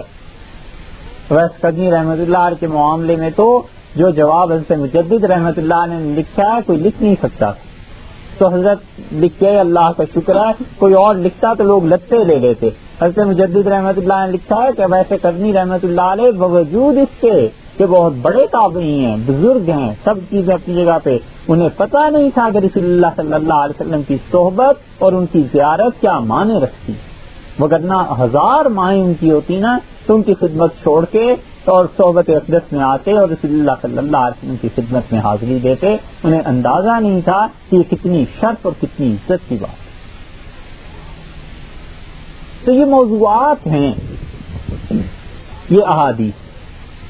ایک صاحب سے کچھ دن پہلے سنا کہ یہ جو یہ جو دسترخوان پہ گر جاتے ہیں کھانے کے دوران ذرات روٹی کے، انہیں اٹھا کے کھا لینا چاہیے. تو انہوں نے کہا جی یہ صحیح ہے. ہم نے کہا صحیح ہے، بالکل کھانا چاہیے، اللہ کا رزق ہے. انہوں نے کہا رسول اللہ صلی اللہ علیہ وسلم نے فرمایا یہ حوروں کا مہر ہوتا ہے. والعیاذ باللہ. کس حور کا مہر بھائی؟ وہ حوریں اتنی آسان ہے اور جنت میں جانا اتنی آسان ہے، بڑی قربانی اس کے لیے دینی پڑتی. تو وہ انہوں نے یہ جھوٹ نہیں تو کیا ہے. اس لیے بہت بچنا چاہیے ایسی چیزوں سے جو مستند علماء سے احادیث نہ سنی ہو. بچنا چاہیے ان کی روایات کرنے سے. نبی کریم صلی اللہ علیہ وسلم نے فرمایا من کذب علی متعمدا، جس نے جان بوجھ کر مجھ پر جھوٹ بولا فلیتبوأ مقعدہ من النار، اسے سوچ لینا چاہیے کہ جہنم اس کا ٹھکانہ ہے. اتنی حساس چیز ہے یہ حدیث. حضرت صلی اللہ علیہ وسلم کے زمانے میں کسی آدمی نے رسول اللہ صلی اللہ علیہ وسلم پہ جھوٹ بولا اور جا کے کسی قبیلے سے کہا کہ مجھے انہوں نے بھیجا ہے کہ تم سے زکوٰۃ اور صدقہ وصول کروں. نبی کریم صلی اللہ علیہ وسلم کو پتا چلا تو آپ نے ایک آدمی کو بھیجا اور غالباً خالد رضی اللہ عنہ کو بھیجا تھا. آپ نے فرمایا وہ مل جائے تو اس کا سر اتار دیں، کیونکہ اگر رسول اللہ صلی اللہ علیہ وسلم پر جھوٹ بولنا لوگ شروع ہو جائیں اور اس کی اجازت دے دی جائے تو یہ سند متصل نہ رہے، سند ختم ہو جائے. سمجھے اس کی حکمت. پھر کوئی بھی آدمی کچھ بھی کہہ سکتا ہے. عبداللہ ابن مبارک رحمۃ اللہ علیہ کہتے تھے کہ اگر یہ سند نہ ہوتی تو جو جس کے جی میں آتا وہ کہہ دیتا اور رسول اللہ صلی اللہ علیہ وسلم کا نام اس سے لے لیتا. اس لیے ہم کہتے ہیں کہ سند متصل ہے، ایک ایک حدیث کو پرکھا جا سکتا ہے. تو تیسری قسم اس امت کو یہ شرف حاصل ہے، انہیں اپنے نبی صلی اللہ علیہ وسلم سے اتنا تعلق تھا کہ انہوں نے کہا جو جھوٹ ہیں ان کو بھی لکھو، جمع کرو، تاکہ لوگوں کو پتہ چل جائے کہ ہمارے زمانے میں یہ جھوٹ لوگ بولتے ہیں، لوگ بچیں اس سے. ابن جوزی رحمۃ اللہ علیہ کے ہاں اگرچہ شدت آ گئی ہے بہت سی چیزوں میں، مگر بہرحال کام محدثین نے کیا. اور یہ وہ مزاج ہے جو سیدنا عمر رضی اللہ عنہ کا تھا. ان کو لوگ حدیث سناتے تھے، بات کرتے تھے، وہ کہتے تھے کہاں تم نے سنی ہے یہ بات رسول اللہ صلی اللہ علیہ وسلم، کس کے سامنے سنی، کس کو کہا ہے، اور اس پر گواہی لیتے. اسی وجہ سے ایک طریقہ یہ بھی تھا کہ نبی کریم صلی اللہ علیہ وسلم کے دور میں لوگ لکھا کرتے، کتابت ہوتی تھی احادیث کی. یہ جو اشکال ہے نا بعض لوگوں کو، تو صرف اس وجہ سے ہے کہ ان تک صحیح علم پہنچا نہیں کہ رسول اللہ صلی اللہ علیہ وسلم کے 200 برس کے بعد احادیث لکھی گئیں، 250 برس کے بعد لکھی گئیں. اگر یہ مان لیا جائے کہ حضرت صلی اللہ علیہ وسلم کے درمیان اور حدیث کی کتابت کے درمیان 200 برس ایسے گزر رہے ہیں تو صحابہ سے یہ متصل سند ہی نہیں رہتی. پھر تو واقعی یہ اشکال پیدا ہوتا ہے کہ ایک آدمی نے بات کہی ہے، 200 برس کے بعد کوئی آ کے آدمی لکھ رہا ہے اسے، تو پھر ہوگا کیا؟ پھر تو اشکال پیدا ہوتا ہے. مگر حقیقت اور امر واقعہ کچھ اور ہے، اور امر واقعہ یہ ہے کہ رسول اللہ صلی اللہ علیہ وسلم کے اپنے دور میں لکھنا لوگ شروع ہو گئے. کل بھی غالباً ذکر کیا تھا کہ عبداللہ بن عمر بن العاص رضی اللہ عنہ نے لکھا اور اس کا نام صادقہ رکھا اپنی کتاب کا. اس میں رسول اللہ صلی اللہ علیہ وسلم کی احادیث نے جمع کر. حضرت ابوبکر رضی اللہ عنہ نے احادیث لکھی ہیں رسول اللہ صلی اللہ علیہ وسلم کی. اور حضرت عائشہ رضی اللہ عنہ فرماتی ہیں کہ رات بھر میرے والد کروٹیں بدلتے رہے، سو نہیں پائے. تو میں نے پوچھا صبح کہ آپ کو کیا ہوا، رات سو نہیں پائے آپ؟ تو انہوں نے کہا میں نے رسول اللہ صلی اللہ علیہ وسلم کی احادیث لکھ لی تھی، اور ایک روایت میں ہے کہ فرمایا 500 لکھ لی تھی، اور میں ڈرتا رہا ساری رات کہ ان میں اگر کوئی ایک لفظ بھی ایسا میں نے لکھ دیا ہو جو انہوں نے نہیں فرمایا اور میں نے اپنے پاس سے لکھ دیا ہے تو انہوں نے تو کہا تھا کہ جہنم اس کا ٹھکانہ ہے. ڈرتے رہے. فرمایا میں ڈرتا رہا ساری رات اور اسے میں نے جلا دیا ہے. میں نہیں چاہتا کہ میں رسول اللہ صلی اللہ علیہ وسلم پہ ایک لفظ کبھی جھوٹ کوئی بول. صدیق تھے نا، یہ احتیاط ہے ان کی، یہ تقویٰ ہے ان کا، یہ ان کا مقام کی بات ہے. وگرنہ نفس کتابت کی جہاں تک بات ہے حدیث سے لکھی گئی. آخری خطبہ دیا ہے رسول اللہ صلی اللہ علیہ وسلم نے جو حج کا، تو یمن سے ابو شاہ رضی اللہ عنہ آئے تھے اور انہوں نے رسول اللہ صلی اللہ علیہ وسلم کی باتیں سنی تو انہیں بہت اچھی لگی. انہوں نے کہا اللہ کے رسول یہ باتیں مجھے لکھ دیں. تو رسول اللہ صلی اللہ علیہ وسلم نے فرمایا صحابہ کرام رضی اللہ عنہ سے کہ اکتبوا لابی شاہ، ابی شاہ کو یہ ساری باتیں لکھ. تو حضرت صلی اللہ علیہ وسلم کا یہ سارا خطبہ جو چیزیں تھی اس کی وہ لکھ کے انہیں دے دی گئیں. یہ کتابت ہوتی تھی. مدینہ منورہ میں ایک موقع ایسا آیا کہ حضرت صلی اللہ علیہ وسلم کو ضرورت پیش آئی کہ کتنے صحابہ کرام رضی اللہ عنہم ہیں. تو آپ نے فرمایا سب کی فہرستیں بناؤ اور لکھو. تو جو لکھنے والے ہیں وہ کہتے ہیں کہ ہم نے پیش کی تو 1500 صحابہ رضی اللہ عنہم یہ نام لکھے گئے. کتابت تو ہوتی تھی، لوگ لکھتے تھے. یہ نہیں ہے کہ بالکل ہی کوئی چیز نہیں. اسی طرح صحابہ کرام رضی اللہ عنہم نے اپنے طور پر بھی بہت کچھ لکھا. حضرت انس رضی اللہ عنہ بصرہ میں رہتے تھے اور ثابت ان سے روایت کرتے ہیں. یہ ثابت حضرت انس رضی اللہ عنہ کے بڑے خاص شاگردوں میں سے تھے. حضرت انس رضی اللہ عنہ نے حدیث سنائی اور انہوں نے کہا کہ میں نے رسول اللہ صلی اللہ علیہ وسلم کی 20 برس خدمت کی تھی، 10 برس یا 9 برس. اور وہ جب تشریف لائے تو میں 9-10 سال کا تھا اور جب ان کا انتقال ہوا تو میری عمر 19-20 برس کی تھی. اور میں نے بڑا ضبط کیا ان کے انتقال پہ. اور جب میں آیا ہوں تدفین سے فارغ ہو کے تو فاطمہ رضی اللہ عنہا پردے میں کھڑی تھی اپنے گھر میں اور مجھ سے کہا کہ انس جن ہاتھوں سے خدمت کرتے رہے اور رسول اللہ صلی اللہ علیہ وسلم کی ان ہاتھوں نے کیسے گوارا کر لیا کہ آج مٹی ڈالا. انس کہتے ہیں میں نہیں رہ سکا. اور حدیث میں لفظ یہ آئے ہیں کہ انس یہ حدیث سنا کر روئے، اتنا روئے کہ ان لوگ کہتے ہیں کہ ہم نے دیکھا ان کی گویا پسلیاں آپس میں ایک دوسرے میں مل گئی، یعنی شدید ہچکی ان پہ طاری ہو. حضرت انس رضی اللہ عنہ نے یہ حدیث سنائی ہے ثابت رضی اللہ عنہ کی موجودگی میں. ثابت ایسے تھے کہ حضرت انس رضی اللہ عنہ کو پتہ چلتا تھا کہ ثابت آ رہے ہیں تو فرماتے تھے میرے ہاتھوں پہ خوشبو لگا دو، اور فرماتے تھے یہ اس سے کم پہ راضی نہیں ہوتا کہ میرے ہاتھ چومے. نابینا بھی ہو گئے حضرت انس رضی اللہ عنہ آخری عمر میں. ثابت نے جب یہ حدیث سنائی تو وہ بھی ایسے ہی روئے. ثابت خود اپنا واقعہ ذکر کرتے ہیں کہ کچھ لوگ آئے اور انہوں نے حضرت انس رضی اللہ عنہ سے کہا کہ حضرت کچھ حدیثیں سنا دیں. تو انہوں نے کہا اچھا تم بیٹھو. اور پھر وہ اندر گئے اور ایک تھیلا نکال کر لائے اور اس تھیلے میں کاغذ تھے سارے اور انہوں نے اس سے سنایا ان احادیث کو اور کہا رسول اللہ صلی اللہ علیہ وسلم یہ فرماتے. حضرت عبداللہ ابن عباس رضی اللہ عنہ کی روایت تو مسلم میں آئی ہے کہ ان کے پاس فیصلے لائے گئے حضرت علی رضی اللہ عنہ کے. تو عبداللہ ابن عباس رضی اللہ عنہ نے ان فیصلوں کو دیکھا اور انہوں نے کہا یہ فیصلہ علی رضی اللہ عنہ نہیں کر سکتے. خدا کی قسم یہ بھی علی نہیں کہہ سکتے، یہ بھی نہیں کہہ سکتے، یہ بھی نہیں کہہ سکتے. تو وہ روایت میں آتا ہے کہ ان فیصلوں کو رد کرتے چلے گئے. ان کا یہ سب جھوٹ ہے جو علی رضی اللہ عنہ کے لوگوں نے لکھ دیا اور بول دیا ہے. اور ایک گز کے قریب کاغذ بچا، باقی سب انہوں نے کہا یہ جھوٹ ہے اور اس کو سنبھال کے رکھنا. یہ علی رضی اللہ عنہ کے فیصلے ہیں. اس زمانے میں کاغذ جو تھے، تحریر جو تھی وہ ایسے ایسے شاہی فرمان لکھا کرتے تھے نا، لمبائی میں، لمبان میں لکھتے تھے، چوڑان میں نہیں. تو وہ اس طرح کی دستاویز تھی پوری. اور اس سے عبداللہ ابن عباس رضی اللہ عنہ اس کو بلا تکلف کاٹتے چلے گئے. ان کا نہیں، امیر المومنین یہ فیصلہ نہیں کر سکتے.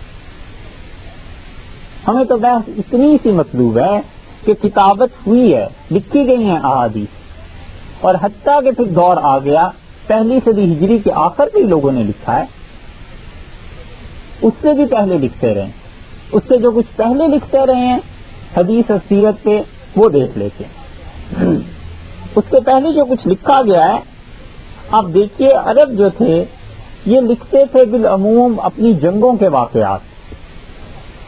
عربوں کا یہ دستور تھا، جنگوں کے واقعات لکھتے تھے. پھر اس پہ یاد رکھتے تھے کہ فلاں جنگ کے بعد یہ ہوا تھا. اچھا تم کب پیدا ہوئے ہو؟ اس نے کہا فلاں جنگ کے بعد ہوا ہوں.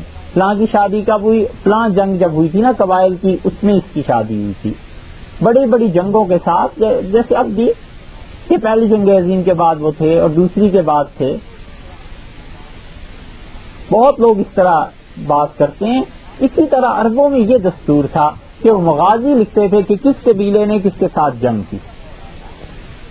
اور جب اسلام کا دور آیا تو اسلام میں صحابہ کرام رضی اللہ عنہم نے علوم اور فنون لکھنے شروع کیے.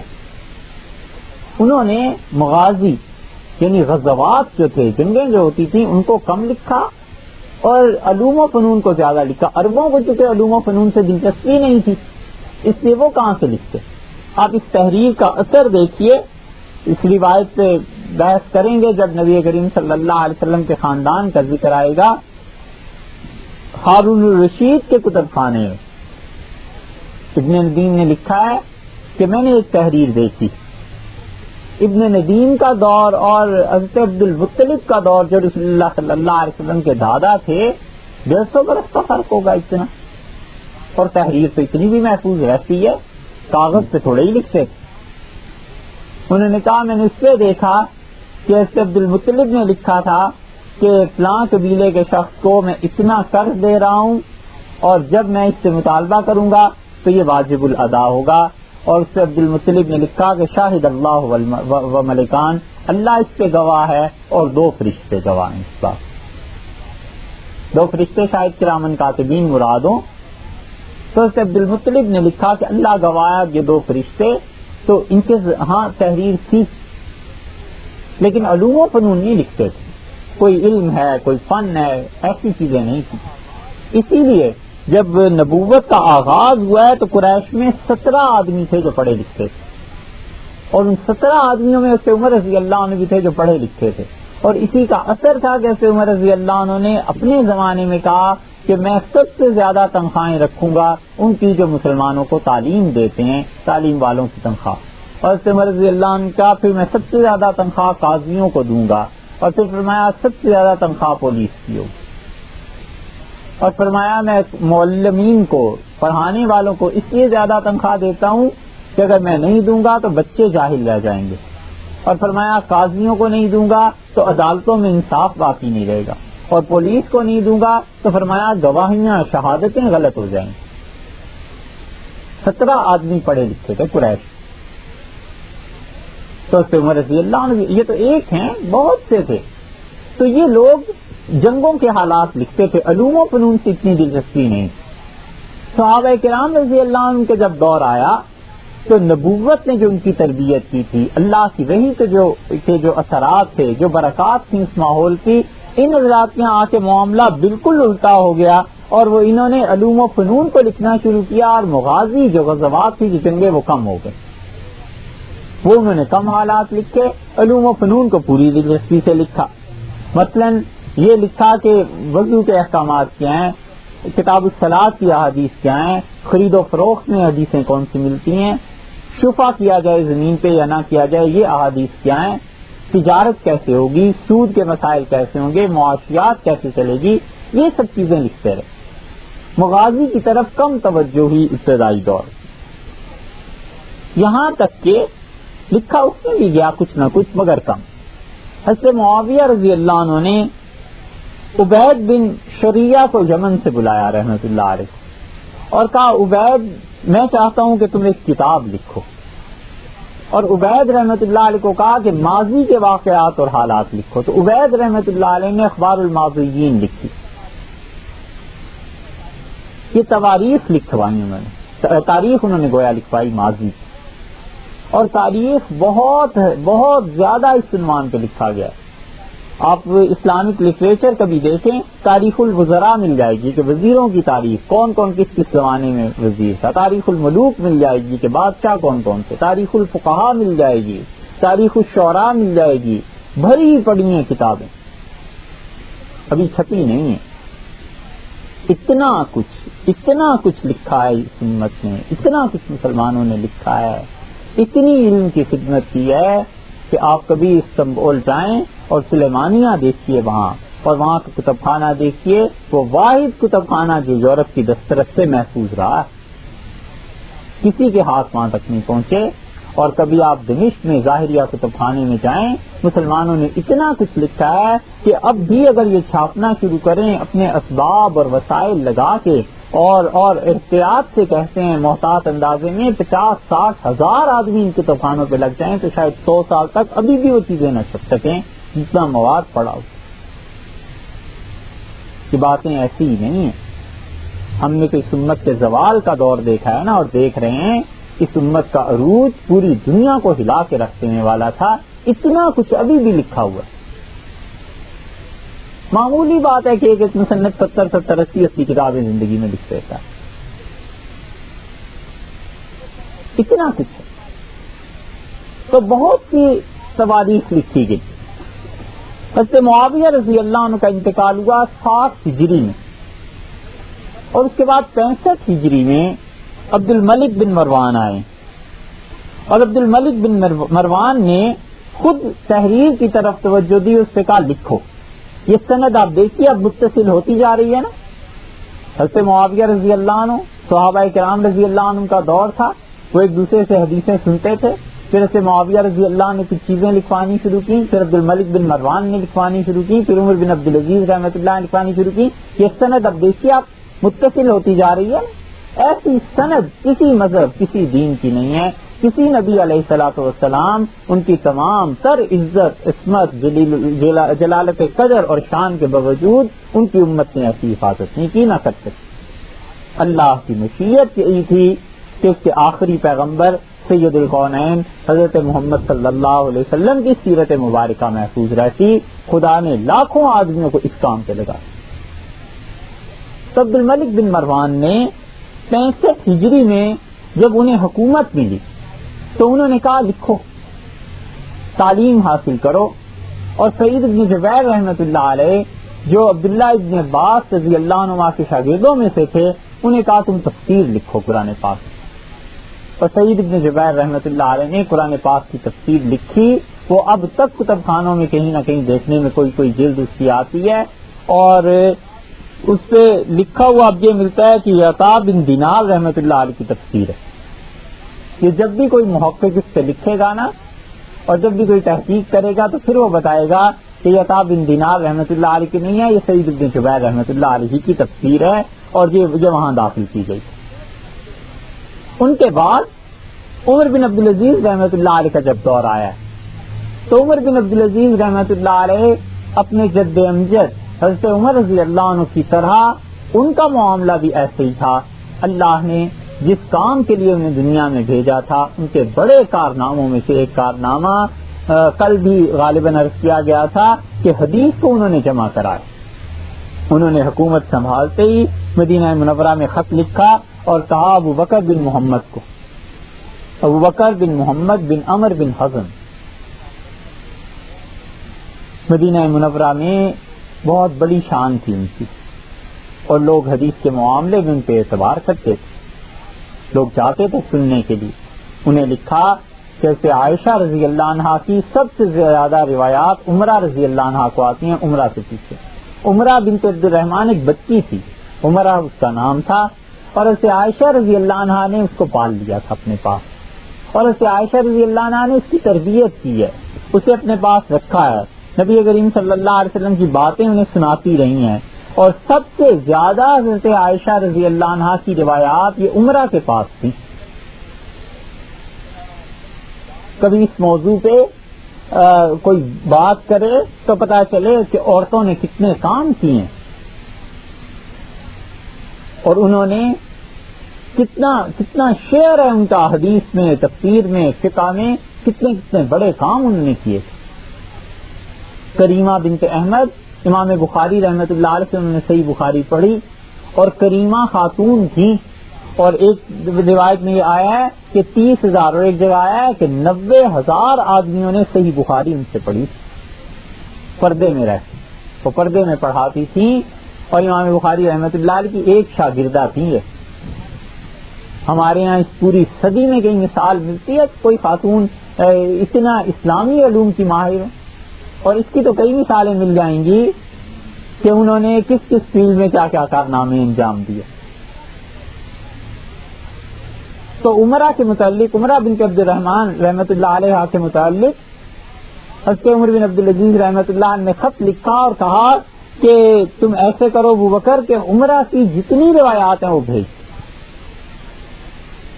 تو انہوں نے اسے عائشہ رضی اللہ عنہ کے گھر میں کسی پلی تھی، اسے عائشہ رضی اللہ عنہ کی جتنی باتیں بتاتی رہیں کہ فلاں کے پہ یہ نماز میں وہ ایسے فرماتی تھیں، روزے میں یہ کہا تھا، فلاں کو یہ کہا تھا، فلاں جگہ یہ فتویٰ دیا تھا، یہ سب کچھ عمرہ نے لکھوا کے عمر بن عبدالعزیز رحمۃ اللہ علیہ کو بھجوا دیا.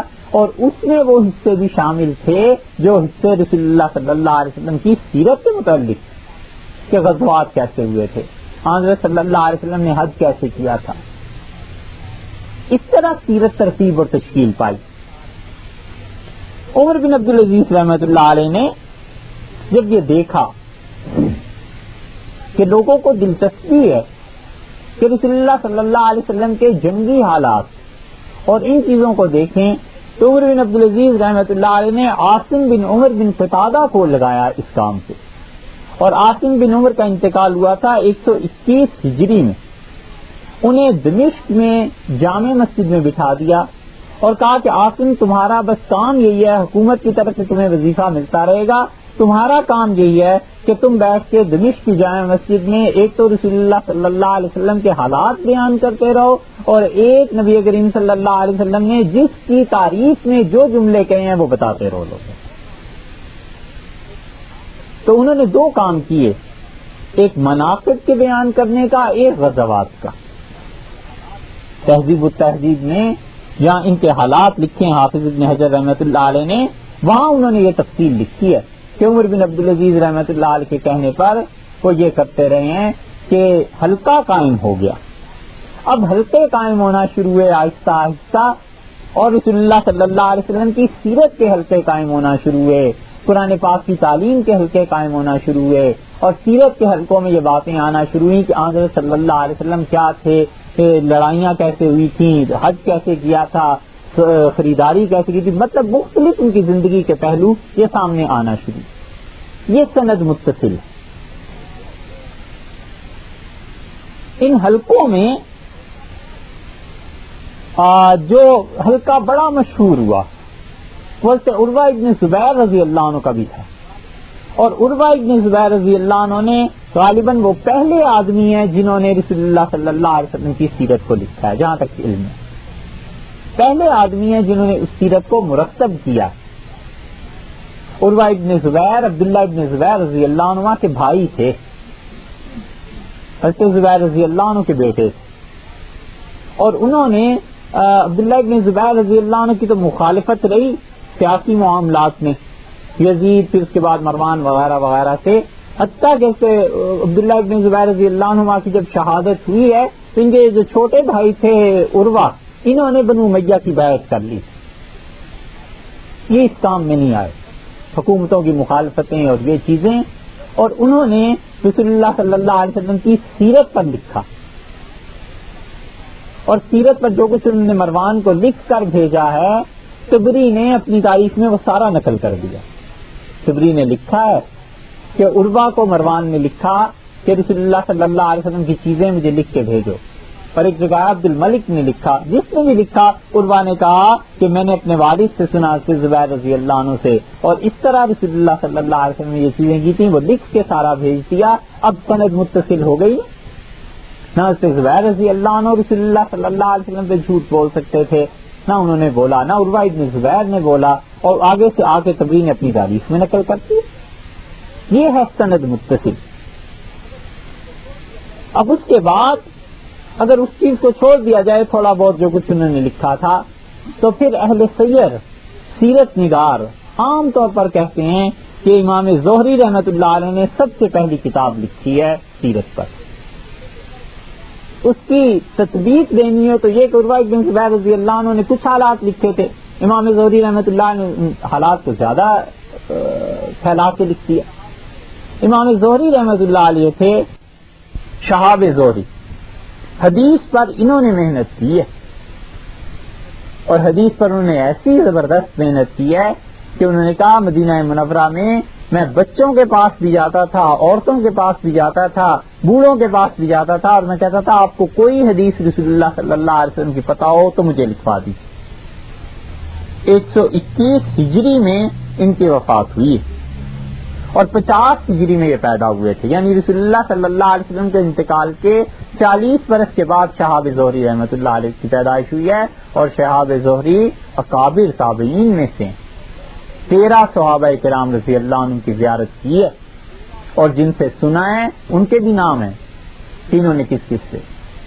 یہ ایک فتنہ چل پڑا ہے کہ وہ قیامت کی علامات میں ہے نا، رسول اللہ صلی اللہ علیہ وسلم نے فرمایا کہ قرب قیامت میں تم دیکھو گے علم اٹھ جائے گا اور قلم عام ہو جائے گا۔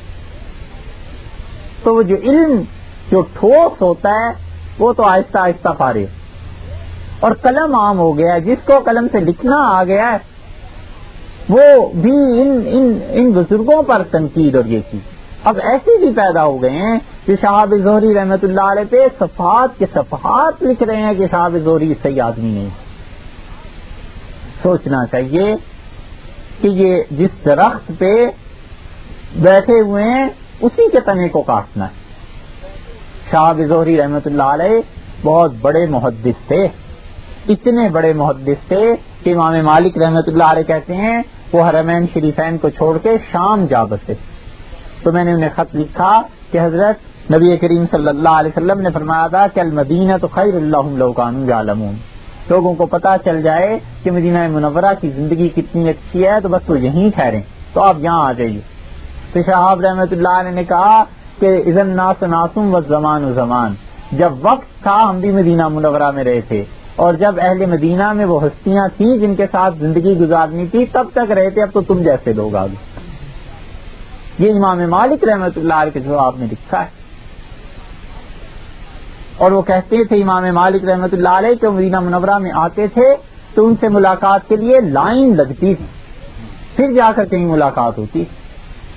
شہاب زہری رحمۃ اللہ علیہ کوئی معمولی آدمی، حدیث کی ہر کتاب میں ان کا نام ملے گا، ہر جگہ ان کی روایات ملے گی۔ شہاب زہری رحمۃ اللہ علیہ نے رسول اللہ صلی اللہ علیہ وسلم کے غزوات پر پہلی کتاب لکھی، یعنی تفصیل سے لکھا ہوگا انہوں نے۔ وہ تصنیف کی روض الانف میں سہیلی رحمۃ اللہ علیہ نے اس کی تصریح کی ہے، اور سہیلی کہتے ہیں کہ ہمارے علم میں شہاب زہری ہیں جنہوں نے رسول اللہ صلی اللہ علیہ وسلم کی سیرت کو لکھا۔ شہاب زہری رحمۃ اللہ علیہ کا 121 ہجری میں انتقال ہو گیا، اور وہ سیرت کا حلقہ قائم کرتے تھے، یعنی لوگ بیٹھتے تھے اور ان سے رسول اللہ صلی اللہ علیہ وسلم کے واقعات کی چیزیں سنتے تھے، سیرت کو گویا وہ پڑھاتے تھے۔ اب شہاب زہری جب دنیا سے تشریف لے گئے تو ان کے متعدد شاگرد تھے جنہوں نے آگے اپنے اپنے حلقے قائم کر لیے، اور وہ رسول اللہ صلی اللہ علیہ وسلم کی سیرت بیان کرتے رہے، اور جتنے ان کے شاگردوں نے اس میں کام کیا نا، کبھی آپ ان کی سوانح دیکھیں تو اس پہ ابن حجر رحمۃ اللہ علیہ کو مثلا دیکھیں تو ابن حجر نے شہاب زہری کے ان شاگردوں کا ذکر تہذیب التہذیب میں کیا ہے جو شاگرد حدیثیں بیان کرتے تھے رسول اللہ صلی اللہ علیہ وسلم کی سیرت کی، تو اس پہ ابن حجر کہتے ہیں کہ صاحب المغازی، یعنی یہ وہ شخص ہے جو رسول اللہ صلی اللہ علیہ وسلم کے غزوات کو بیان کیا کرتا تھا۔ بہت لوگ تھے، یعقوب بن ابراہیم تھے، محمد بن صالح تھے، بڑے بڑی ہستیاں تھیں۔ زہری رحمۃ اللہ علیہ نے پورا حلقہ ایک قائم کر دیا عالم اسلام میں، ہر طرف رسول اللہ صلی اللہ علیہ وسلم کی باتیں لوگ بتاتے تھے، سناتے تھے۔ شہاب زہری رحمۃ اللہ علیہ کے دو شاگرد بہت ٹاپ کے ہوئے جنہوں نے صحیح معنی میں شہاب زہری رحمۃ اللہ علیہ سے علم حاصل کیا اور گویا ان کے علم کے وارث ہوئے۔ ایک تو موسیٰ بن عقبہ تھے، یہ جو موسیٰ بن عقبہ تھے امام مالک رحمۃ اللہ علیہ کے استاد ہیں، تابعی تھے، اور موسیٰ بن عقبہ کو دیکھا سے عبداللہ ابن عمر رضی اللہ عنہ نے غالباً وہی تھے، اور کہا کہ اگر موسیٰ کو رسول اللہ صلی اللہ علیہ وسلم دیکھ لیتے تو بہت خوش ہوتے۔ عبداللہ ابن عمر رضی اللہ عنہ کا یہ تبصرہ کئی لوگوں کے بارے میں، وہ کہتے تھے اگر یہ شخص رسول اللہ صلی اللہ علیہ وسلم کے زمانے میں ہوتا تو وہ بہت خوش ہوتے۔ امام شافعی رحمۃ اللہ علیہ کے بارے میں بھی ایسے جملے کسی نے کہیں۔ موسیٰ ابن عقبہ نے امام مالک رحمۃ اللہ علیہ کو بھی پڑھایا، اب اگر کوئی کہے کہ موسیٰ ابن عقبہ ہی ٹھیک نہیں تھے تو پھر امام مالک رحمۃ اللہ علیہ کی روایات کیسے ٹھیک ہو جائیں؟ اس لیے سوچنا چاہیے کہ جو تنقید کسی پہ کی جا رہی ہے تو کون کس پہ تنقید کر رہا ہے. مثال ایک خیال میں آتی ہے، معلوم نہیں سامعین پہ گراں گزرے یا کیا، مگر گزرے گراں تو بھی بہت سی اچھی باتیں بھی ہوں گی، ان کے عوض میں اسے بھول جائیں. کسی نے کہا کہ نام نہیں لیتے، نام بلکہ نام لیے بغیر پھر بات نہیں سمجھ آتی. خیر، وہ کسی نے کہا جا کر ایک بزرگ تھے ان سے کہ آپ جو مولانا ابوالکلام آزاد کی حمایت کرتے ہیں تو ابوالکلام آزاد شراب پیتے ہیں. انہوں نے کہا بھائی نہیں پیتے، خام خواہ لوگوں نے اڑا دی. اس نے کہا بالکل مولانا آزاد شراب پیتے ہیں صاحب، آپ یقین مانیے. انہوں نے کہا ایسی اڑی ہوئی ہے، مولانا اچھے آدمی ہیں اور مولانا اس علت میں مبتلا نہیں. اس نے کہا یقین مانیں گے آپ، دلی میں میرے ساتھ خود بیٹھ کے شراب پی، یقین کیجئے. انہوں نے کہا اب تو پکا یقین ہو گیا کہ بالکل نہیں پیتے. اس نے کہا کیوں؟ میں تو کہہ رہا ہوں میرے ساتھ بھی تھی. انہوں نے کہا تو نہرو کے ساتھ پیتا، گاندھی کے ساتھ، پٹیل کے ساتھ، ان لوگوں کے ساتھ بیٹھ کے پیتا، تیرے ساتھ پیتا. تو اس لیے تنقید کرتے ہوئے شہاب زہری رحمت اللہ علیہ پہ اور ان لوگوں پہ سوچنا چاہیے کہ ہمام کیا اور ہماری اوقات کیا. اور شہاب زہری اور موسیٰ ابن عقبہ اور امام مالک رحمت اللہ علیہ، اور اندھیر نگری مچی ہوئی ہے، کہیں جواب نہیں دینا. خدا نے قیامت میں کہیں سامنے ان کے کھڑا کر دیا اور کہا ان پہ تم تنقید کرتے رہے اور تمہارے قلم ان کے خلاف لکھتے رہے، اللہ کو کیا منہ دکھائیں. یہ سب باتیں اسی وقت ہوتی ہیں جب جواب دہی کا احساس ختم ہو جائے کہ میں نے اپنے اعمال، اپنی تحریر، اپنے اقوال کہیں نہ کہیں جا کے ان کا جواب دینا. تو موسیٰ ابن عقبہ رحمت اللہ علیہ جو تھے یہ سیرت کے وارث بنے ہیں امام زہری رحمت اللہ علیہ کے بعد. موسیٰ ابن عقبہ نے کتاب لکھی اور امام مالک رحمت اللہ علیہ جیسے محدث کا حال یہ تھا کہ لوگ ان کے پاس آتے تھے تو وہ کہتے تھے دیکھو اگر رسول اللہ صلی اللہ علیہ وسلم کی سیرت اور مغازی پہ کوئی بات کرنی ہے تو موسیٰ کی مجلس میں جاؤ، وہاں سے ہمارے استاد ہیں، ان سے جا کے. امام مالک رحمت اللہ علیہ کا کہنا کہ ان سے جا کے پوچھو بڑا وزن رکھتا ہے. یہ تم موسیٰ ابن عقبہ رحمت اللہ علیہ نے سیرت پہ کتاب لکھی اور انہوں نے اس کتاب میں یہ التزام کیا کہ سب صحیح واقعات وہ لکھیں گے. محدث تھے نا، سند کو جانچتے رہتے تھے، تو انہوں نے کہا جو صحیح واقعات ہوں گے بس وہ ہم لکھیں گے، اس کے علاوہ کچھ نہیں لکھیں گے. مگر وہ کتاب دنیا سے ناپید ہے، وہ کتاب بس ختم ہو گئی. وہ کتاب مستقل آئی اور موسیٰ ابن عقبہ رحمت اللہ علیہ کا انتقال ہو گیا 141 ہجری میں. اور دوسرے شاگرد شہاب زہری رحمت اللہ علیہ کے محمد ابن اسحاق، موسیٰ ابن عقبہ کی کتاب کہیں مل جاتی تو سیرت کے پتہ نہیں کتنے نایاب پہلو اور کھل جاتے، مگر کتاب نہیں ہوئی. اب ان کے دوسرے شاگرد آئے جو ان کے وارث تھے اور صحیح وارث تھے، محمد بن اسحاق. محمد ابن اسحاق جو تھے ان کا شہاب زہری رحمت اللہ علیہ سے اتنا تعلق تھا کہ ہم نے عرض کیا نا کہ امام مالک کہتے تھے کہ ہمیں لائن لگا کے ملنا پڑتا تھا. امام زہری رحمت اللہ علیہ فرماتے تھے میرے دروازے ایک شخص کے لیے کھلے ہیں اور محمد بن اسحاق ہے، دن رات جس وقت مرضی آئے بس مجھے بتایا کرو کہ محمد آ گیا تاکہ میں اس سے ملوں. محمد بن اسحاق رحمت اللہ علیہ پہ اتنا اعتبار تھا. اور محمد بن اسحاق رحمت اللہ علیہ نے بڑا کام کیا ہے. امام بخاری رحمت اللہ علیہ نے ان کی روایت اپنی تاریخ میں بھی لی ہے. شبلی نعمانی انہوں نے اپنی سیرت میں لکھا ہے کہ امام بخاری نے ان سے روایت نہیں لی اپنی صحیح بخاری میں، مگر شبلی نعمانی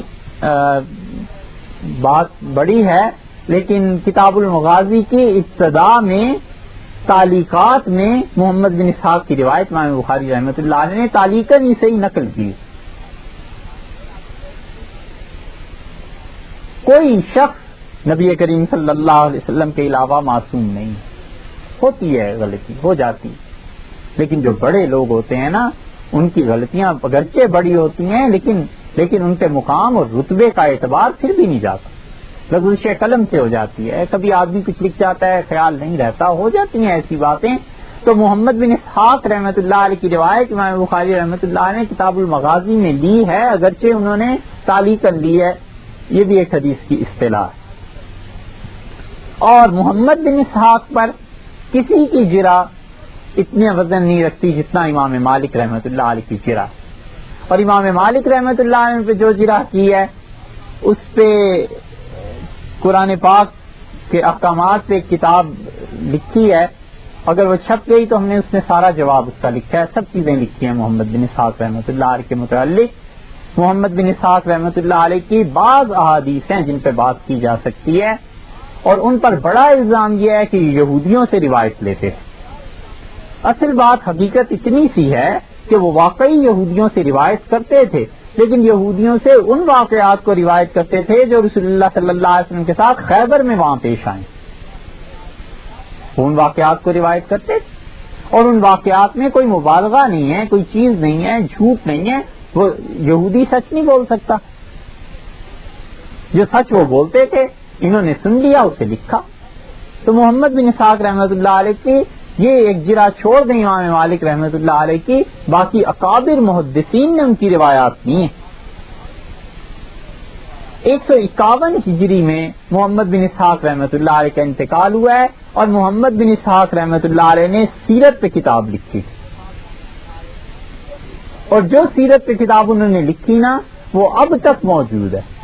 یہ سیرت ابن ہشام جو ہے نا، سننے میں آتی ہے پڑھنے میں، یہ اصل میں انہی کی کتاب ہے۔ ابن ہشام رحمۃ اللہ علیہ نے اس میں صرف یہ کیا ہے کہ اسے ترتیب دے دی، سمار دیا ہے، چیپٹرز جیسے ہوتے ہیں عنوان قائم کر دیے ہیں، لیکن اصل میں یہ محمد بن اسحاق رحمۃ اللہ علیہ ہی کی کتاب ہے۔ تو محمد بن اسحاق نے زہری سے سنا، اور زہری نے صحابہ کرام تابعین اعظام رضوان اللہ علیہ مجمعین سے سنا، اور وہ سب آگے رسول اللہ صلی اللہ علیہ وسلم تک پہنچ گئے، اور ان کی تاریخ اب تک محفوظ ہے۔ یہ سیرت کی متصل سند ہے نبی کریم صلی اللہ علیہ وسلم کے حالات۔ بھائی خیال میں بات یہ ہے سیرت کا اتصال۔ ابن اسحاق رحمۃ اللہ علیہ کے زمانے میں یہ جو سیرت ابن ہشام ہے، عبد الملک ابن ہشام کا نام تھا، اور 213 ہجری میں ان کا انتقال ہوا ہے ابن ہشام کا۔ ابن ہشام بڑے پکے محدث ہیں، ثقہ ہیں، بڑے بڑے لوگوں نے ان کے متعلق بڑے تعریفی جملے لکھے ہیں، اور ابن ہشام کی سیرت منظوم بھی ہے، لکھی ہوئی بھی ہے۔ ابن ہشام کی سیرت کا فارسی میں بھی ترجمہ ہوا ہے، ابن ہشام کی سیرت کا رحمۃ اللہ علیہ کی اردو میں بھی ترجمہ ہوا ہے، اور ابن ہشام کی سیرت ایسی ہے کہ قیامت تک کوئی آدمی اس سے بے نیاز نہیں ہے۔ ابن ہشام رحمۃ اللہ علیہ نے تاریخ بھی لکھی ہے، دنیا کی اکثر زبانوں میں ترجمہ اس کا ہو گیا۔ تو عبد الملک ان کا نام، اور تاریخ میں انہوں نے بہت چیزیں لکھی، یمن والوں کی بھی تاریخ انہوں نے لکھی۔ اب ایک اور شخص ہیں جو اسی زمانے میں سیرت کا کام کر رہے تھے، اور وہ ہیں واقدی۔ واقدی پر محدثین نے بہت بحث کی ہے۔ واقدی رحمت اللہ علیہ جو تھے، رحمت اللہ علیہ سوچ سمجھ کے ہی کہہ رہے ہیں، محمد بن عمر بن واقد 207 ہجری میں ان کا انتقال ہوا، ابو عبداللہ ان کی کنیت، اور 130 ہجری میں وہ پیدا ہوئے۔ واقدی رحمت اللہ علیہ پر سیرت النبی میں علامہ شبلی نعمانی نے زبردست تنقید کی ہے، بہت کس کے رکھا ہے، بہت زیادہ، اس لیے ذرا سا مناسب معلوم ہوتا ہے کہ ان کے حالات کچھ بیان کیے جائیں۔ اور مروان بن محمد کی خلافت کے آخر پر وہ ان کا انتقال ہوا ہے نا۔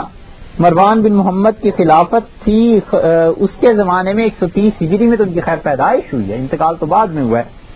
یہ ابن سعد جو ہے نا، بس یہ یاد رکھنا چاہیے کہ یہ واقدی کے کاتب تھے، یعنی واقدی جو بھی چیزیں بیان کرتے تھے ان کے سیکرٹری تھے، لکھتے تھے۔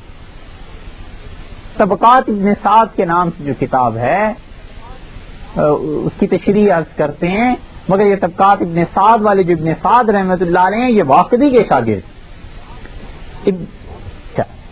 واقدی رحمۃ اللہ علیہ کے متعلق ابن اساکر نے لکھا ہے اپنی تاریخ میں، یہ ان کی تاریخ دمشق جو ہے نا ابھی چھپ کے 80 جلدوں میں آئی ہے.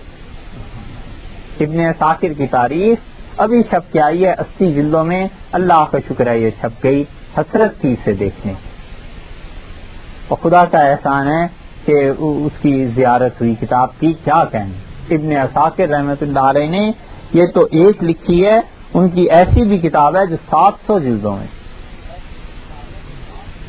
یہ کوئی چھوٹے چھوٹے لوگ تھوڑے ہی تھے، زندگیاں وقف کر دی تھی علم کے لیے.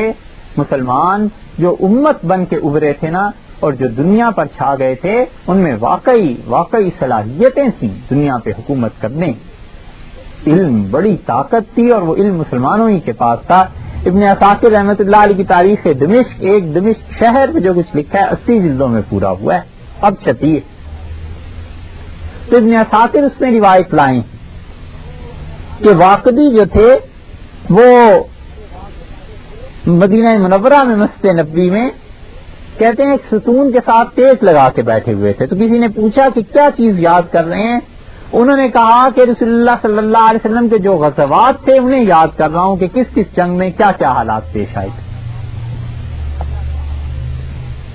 پھر ابن اساکر نے اور بھی لکھا ہے، وہ کہتے ہیں کہ واقدی خود کہتے تھے کہ میں نے نبی کریم صلی اللہ علیہ وسلم کے صحابہ کرام رضی اللہ عنہ کے جو بیٹوں کو دیکھا اور ان لوگوں کے بیٹوں کو دیکھا جو جنگوں میں شہید ہوتے رہے ہیں، اور ان کو دیکھا جو ان جنگوں میں غلام کی حیثیت سے شرکت کرتے رہے ہیں، تو میں نے ہر ایک سے کہا کہ حل سمیت احدم من اہلک، آپ نے اپنے خاندان میں کوئی بات رسول اللہ صلی اللہ علیہ وسلم کے متعلق سنی ہو، آپ کو پتا ہو آپ کے والد کہاں شہید ہوئے تھے، آپ کو پتا ہو کہ رسول اللہ صلی اللہ علیہ وسلم نے ان کے بارے میں کیا کہا تھا، آپ کے خاندان میں کوئی بات ایسی ہوئی ہو اور کوئی جگہ آپ کو یاد ہو کہ رسول اللہ صلی اللہ علیہ وسلم نے وہ جگہ کیا فرمائی تھی. تو واقدی رحمۃ اللہ کہتے مجھے جو کچھ پتا چلا میں نے جا کے اس جگہ کا پھر مشاہدہ کیا اور ان بچوں سے بچے کہہ رہے ہیں صحابہ کرام رضی اللہ عنہم اور تابعین کی اولادوں سے سارے علم کو محسوس کیا. ایک ایک چیز گھوم پھر کے دیکھی. نبی کریم صلی اللہ علیہ وسلم کا حال یہ تھا کہ انہوں نے کسی شخص کے بارے میں ایک جملہ اگر کہیں کہہ دیا ہے نا تو وہ شخص ساری زندگی اس جملے کو لوگوں کو بتاتا رہا ہے کہ مجھ سے یہ فرمایا تھا، میرے لیے یہ شرف کی بات ہے، یہ عزت کی بات ہے. اس کی صحیح بخاری میں مثال آئی ہے، طویل حدیث ہے، وہ کسی وقت آئے گی جب حبشہ کی ہجرت کا ذکر اگر آیا تو آئے گی. رسول اللہ صلی اللہ علیہ وسلم سے حضرت اسماء رضی اللہ عنہ نے پوچھا تھا کسی وجہ سے، اسماء بنت امیس رضی اللہ عنہ نے، کہ اللہ کے رسول کون آپ کے زیادہ قریب ہے، وہ جنہوں نے مدینہ منورہ ہجرت کی ہے یا عشری زیادہ قریب ہیں وہ جو حبشہ آئے تھے ہجرت والے؟ تو رسول اللہ صلی اللہ علیہ وسلم نے فرمایا حبشہ والو تم تو میرے زیادہ قریب ہو، تم نے تو 2 ہجرتیں کی ہیں. حضرت ابو موسیٰ اشعری رضی اللہ عنہ کے پاس حدیث میں لفظ آئے ہیں جوک در جوک لوگ آتے تھے اور گروہ کے گروہ آتے تھے صرف یہ سننے کے لیے کہ رسول اللہ صلی اللہ علیہ وسلم نے فرمایا تھا ہم تمہارے زیادہ قریب. تو ان کا کسی کے بارے میں ایک جملہ کہہ دینا وہ پورے خاندان کے لیے شرف اور عزت کی بات تھی. تو واقعی کہتے تھے رحمت اللہ علیہ کہ میں ان لوگوں سے جا کے ملا اور میں پوچھتا رہا. اتنی وسیع معلومات کا نتیجہ یہ نکلا کہ ہارون الرشید جب یحییٰ بن خالد برمکی کے ساتھ آئے، برامکہ کا خاندان جو تھا، اس کی پوری مستقل تاریخ ہے جو پڑھنے سے تعلق رکھتی ہے. کانپور والوں نے لکھی تھی، عبدالرزاق کانپوری صاحب نے لکھی تھی برامکہ کی تاریخ. تو برامکہ کی تاریخ ہے کیا بیان کرنی. یحییٰ بن خالد جو تھے یہ ہارون الرشید کے ساتھ آئے حج کرنے کے لیے. تو انہوں نے کہا مدینہ منورہ میں جب حاضری ہوئی تو انہوں نے کہا کوئی شخص لاؤ جو ہمیں بتائے کہ کس کس کی قبریں کہاں ہیں اور کہاں پر جنگیں ہوئی تھیں اور جو جانتا ہو ساری تاریخ کو. تو واقعی رحمت اللہ علیہ کو بلایا گیا اور انہوں نے یحییٰ بن خالد برمکی کو اور ہارون الرشید کو مدینہ طیبہ میں ایک ایک جگہ دکھائی کہ نبی کریم صلی اللہ علیہ وسلم یہاں تشریف لائے تھے یہ فرمایا تھا، یہاں تشریف لائے تھے یہ فرمایا تھا، یہاں تشریف لائے یہ فرمایا تھا، یہاں پہ یہ جنگ ہوئی تھی، یہاں یہ مکان تھا، یہاں یہ مسجد تھی. ایک ایک چیز بتاتے رہے. یہ لوگ واپس چلے گئے. ہارون الرشید بڑے خوش ہوئے. ہارون خود پڑھے لکھے آدمی تھے اور یحییٰ بن خالد برمکی، یہ لوگ بھی پڑھے لکھے تھے. جب یہ واپس گئے تو انہوں نے اتنی قدر کی کہ 10,000 درہم اس زمانے میں بھجوائے اور کہا واقعی سے کہو کہ ان پیسوں سے اپنا کام چلائیں اور علم کو فروغ دیں. واقعی رحمت اللہ علیہ نے تجارت شروع کی، یا کوئی بھی سبب ہوا، تجارت میں نقصان ہوا، قرض زیادہ ہو گیا، کوئی بھی سبب ہوا، اس سے کیا بحث کرنی ہے. بہرحال وہ گئے پھر برمکیوں کے پاس. ان کی اہلیہ نے انہیں کہا کہ تمہاری بڑی قدر ہے خلافت میں اور ہارون الرشید اور یہ سب لوگ اتنی اچھی طرح دیکھتے ہیں، تو تم وہاں کیوں نہیں جاتے؟ پھر وہ ان کے پاس آئے اور ہارون الرشید نے انہیں قاضی مقرر کر دیا بغداد کے ایک حصے، مشرقی بغداد کے ایک حصے کا انہیں قاضی مقرر کیا، اور ان کی روایات لوگ سنتے رہے. اور یہاں تک کہ لوگوں نے لکھا ہے 20,000 سے زیادہ احادیث انہوں نے لکھی.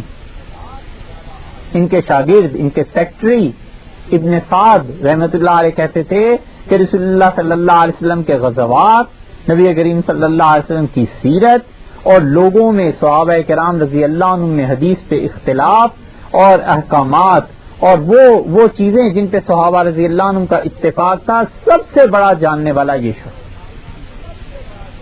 قرآن پاک کی تفسیر میں بھی لکھا ہے، حدیث میں بھی لکھا ہے. 28 کتابیں تو ایسے ہی لوگ کہتے ہیں کہ انہوں نے لکھی ہیں، اس کے علاوہ جو ابھی آئیں گی پتہ نہیں وہ کتنی ہوں. 28 کتابیں، اس میں سیرت بھی ہے، اس میں ارتداد پر بھی بحث ہے، اس میں اوس اور خزرج مدینہ منورہ کے 2 قبائل کی لڑائیوں پر بھی بحث ہے، کہ ثقیفہ بنی سعادہ میں حضرت ابوبکر رضی اللہ عنہ کی جو بیعت ہوئی ہے اس پر بھی بحث. ان پہ الزام کسی نے لگایا ہے کہ یہ بنیادی طور پر صحابہ کرام رضی اللہ عنہ کے خلاف تھے اور حضرت علی رضی اللہ عنہ کے بہت حق میں تھے. بات ایسی نہیں ہے. ان کی کتاب المغازی اب چھپ کر آ گئی ہے، واقعی چھپ گئی ہے، عام ملتی ہے، اس کو پڑھ لیجئے. اس میں انہوں نے کئی مقامات پر یہ کہا ہے کہ حضرت علی رضی اللہ عنہ نہیں بلکہ فلاں صحابی رضی اللہ عنہ. یہ الزام جھوٹ ہے. اور اسی طرح ابن سعد رحمت اللہ نے لکھا ہے کہ وہ زمانہ جاہلیت کی باتیں بھی اپنی کتابوں میں نقل کرتے تھے. ابن کثیر بھی واقعی سے نقل کرتے ہیں اور طبری بھی واقعی سے نقل کرتے ہیں. تو واقعی رحمت اللہ علیہ اگر ثقہ آدمی نہ ہوتے تو ابن سعد، طبری اور ابن کثیر یہ تینوں حضرات ان سے لیتے. اس لیے کہنے کی بات یہ ہے کہ واقعی رحمت اللہ علیہ پہ اگرچہ تنقید کی جا سکتی ہے لیکن واقعی کا مقام تنقید کرنے والوں سے اونچا ہے. اور واقعی پر رحمت اللہ علیہ پر تفصیل سے بحث دیکھنی ہو تو مولانا ظفر احمد صاحب عثمانی رحمت اللہ علیہ نے اعلیٰ السنن میں بحث کی ہے اور اعلیٰ السنن میں انہوں نے ثابت کیا ہے کہ واقعی رحمت اللہ علیہ بڑے درجے کے آدمی تھے. تو واقعی رحمت اللہ علیہ نے جو کام کیا ہے وہ رسول اللہ صلی اللہ علیہ وسلم کے مغازی پر کام کیا ہے، غزوات کو انہوں نے لکھا ہے. تو ہمارے پاس ایک کتاب تو ابن ہشام کی آ گئی اور ایک واقعی رحمت اللہ علیہ کی آ گئی جو خالصتاً سیرت کے موضوع پر لکھی گئی. اور واقعی کا بڑا کارنامہ جو ہے، ان کے سیکٹری ہیں ابن سعد اور بلازری ایک مورخ ہیں. ابن سعد ان کے استاد ہیں اور شاگرد ہیں یہ واقعی کے رحمت اللہ علیہ. 230 ہجری میں ان کا انتقال ہوا اور ابن سعد نے تو کمال کر. ابن سعد نے جو طبقات لکھی ہے نا، صاحب کمال کی چیز لکھی ہے. اگر یہ طبقات نہ ہوتی تو رسول اللہ صلی اللہ علیہ وسلم کی سیرت کا بڑا حصہ گم ہو جاتا. 230 ہجری میں انہوں نے انتقال فرمایا اور اس سے پہلے وہ طبقات لکھے تھے. طبقات 12 جلدوں میں چھپ کے آئی ہے اور 12 جلدوں میں سے 2 جلدیں پوری رسول اللہ صلی اللہ علیہ وسلم کے حالات پر ہیں اور 10 جلدیں صحابہ کرام اور تابعین اعظام رضی اللہ عنہم کے حالات پر. کتنی تعریف کتاب کی جائے اتنی ہی کم. طبقات ابن سعد کی، اور طبقات ابن سعد چھپی کب ہے؟ یہ 1898 کے بعد کہیں چھپی ہے، کیونکہ شبلی نعمانی الفاروق میں یہ لکھتے ہیں کہ طبقات ابن سعد ہمارے سامنے نہیں ہے، اور وہ ہوتی تو ہم ان روایات کا تجزیہ کرتے. شبلی نے ایک روایت نقل کر دی ہے اور گاتے پھرتے ہیں، حوالے دیتے پھرتے ہیں ایسے جیسے شبلی نعمانی کا قلم نہ ہوا آسمان سے وحی آ گئی تھی کہ حضرت عمر رضی اللہ عنہ نے خلافت کے معاملے میں سیدہ فاطمہ رضی اللہ عنہ کا گھر جلانے کی کوشش کی تھی، ان کے دروازے کو آگ لگا دی. یہ روایت نقل کر دی ہے شبلی نے، اور شبلی نے ساتھ یہ بھی لکھ دیا ہے کہ یہ طبقات ابن سعد کی روایت ہے، مگر وہ کتاب ہمارے سامنے نہیں ہے، اس لیے ہم کچھ نہیں کہہ سکتے اس روایت کے بارے میں. اب تو طبقات ابن سعد چھپ کے آ گئی، اس روایت کی تنقید کی جائے کہ ابن سعد نے کن حوالوں سے نقل کیا ہے، سب جھوٹ ہے. سیدنا عمر رضی اللہ عنہ نے ایسا کام نہیں کیا. بڑے آدمی، جس شخص کی نبی کریم صلی اللہ علیہ وسلم سے محبت کا یہ حال ہو کہ وہ ایک چادر آ گئی تھی، بڑا پیس آ گیا تھا ٹکڑا کپڑے کا، تو سب کو تقسیم ہوئی مدینہ منورہ میں، اور وہ ٹکڑا سے عمر رضی اللہ عنہ نے یمن بھجوایا اور کہا اس جیسی دوسری چادر بھی بھیجو. لوگوں نے کہا امیر المومنین ہر ایک کو کچھ نہ کچھ دیا ہے، علی رضی اللہ عنہ کے بیٹوں کو کچھ نہیں دیا. تو حضرت عمر رضی اللہ نے یمن سے اس جیسی دوسری چادر منگوائی اور دونوں بھائیوں کو بلا کے کہا، حضرت حسن اور حضرت حسین رضی اللہ عنہ کو، کہ بھتیجو یہ لو، مجھے بڑا قلق اضطراب تھا کہ ایک بھائی اچھے کپڑے پہنے دوسرے کے پاس نہ ہو، تو میں نے خاص طور پہ تمہارے لیے منگوائی. تو عمر رضی اللہ عنہ کو اس گھرانے سے اتنی محبت تھی کہ کئی مقامات پر فرمایا کہ لولا ابا الحسن، اگر ابو الحسن نہ ہوتے، علی نہ ہوتے، تو عمر اس مسئلے کو حل نہیں کر سکتا. بے پناہ محبت، اور وہ بھی کوئی مسلمان ہے جس کے دل میں نبی کریم صلی اللہ علیہ وسلم کی اولاد، ان کی آل اور ان کے اہل بیت سے محبت نہ ہو. اس سے عمر رضی اللہ عنہ کو اتنا تعلق تھا کہ اپنے بیٹے کی تنخواہ کم مقرر کی، اور ان حضرات کی تنخواہ زیادہ تھی. تو عبداللہ ابن عمر رضی اللہ عنہ نے کہا کہ آپ میری تنخواہ کم مقرر کر رہے ہیں اور اسامہ کی تنخواہ زیادہ مقرر آپ نے کر دی. تو حضرت عمر رضی اللہ عنہ نے فرمایا تمہیں پتہ ہے بیٹے، اسامہ کے باپ رسول اللہ صلی اللہ علیہ وسلم کو تیرے باپ سے زیادہ اچھے لگتے تھے، اور اس کی ماں تیری ماں سے زیادہ اچھی لگتی تھی رسول اللہ صلی اللہ علیہ وسلم. پہلی مرتبہ جب خلافت میں یہ مسئلہ اٹھا ہے کہ تنخواہیں کس حساب سے مقرر کی جائیں، تو لوگوں نے کہا، عبد الرحمن ابن عوف رضی اللہ عنہ نے کہا کہ قبائل سے شروع کریں. حضرت عمر رضی اللہ عنہ کا قطعاً نہیں، سب سے پہلے میں رسول اللہ صلی اللہ علیہ وسلم کے خاندان سے شروع کروں گا، اور جتنا تعلق ان کا جس سے زیادہ تھا اس کی اتنی زیادہ تنخواہ ہو. حضرت عمر رضی اللہ عنہ کو اتنا تعلق تھا اس خاندان سے، گویا کہ عملاً انہوں نے کہا کہ جتنی فتوحات اب ہو رہی ہیں اور جتنا مال خلافت میں آ رہا ہے اور جتنی فراوانی اب پیسے کی اللہ نے دے دی ہے، کہ اسی ہستی کے صدقے میں ہی تو ہے، تو اس کے خاندان کو کیسے چھوڑا جا سکتا.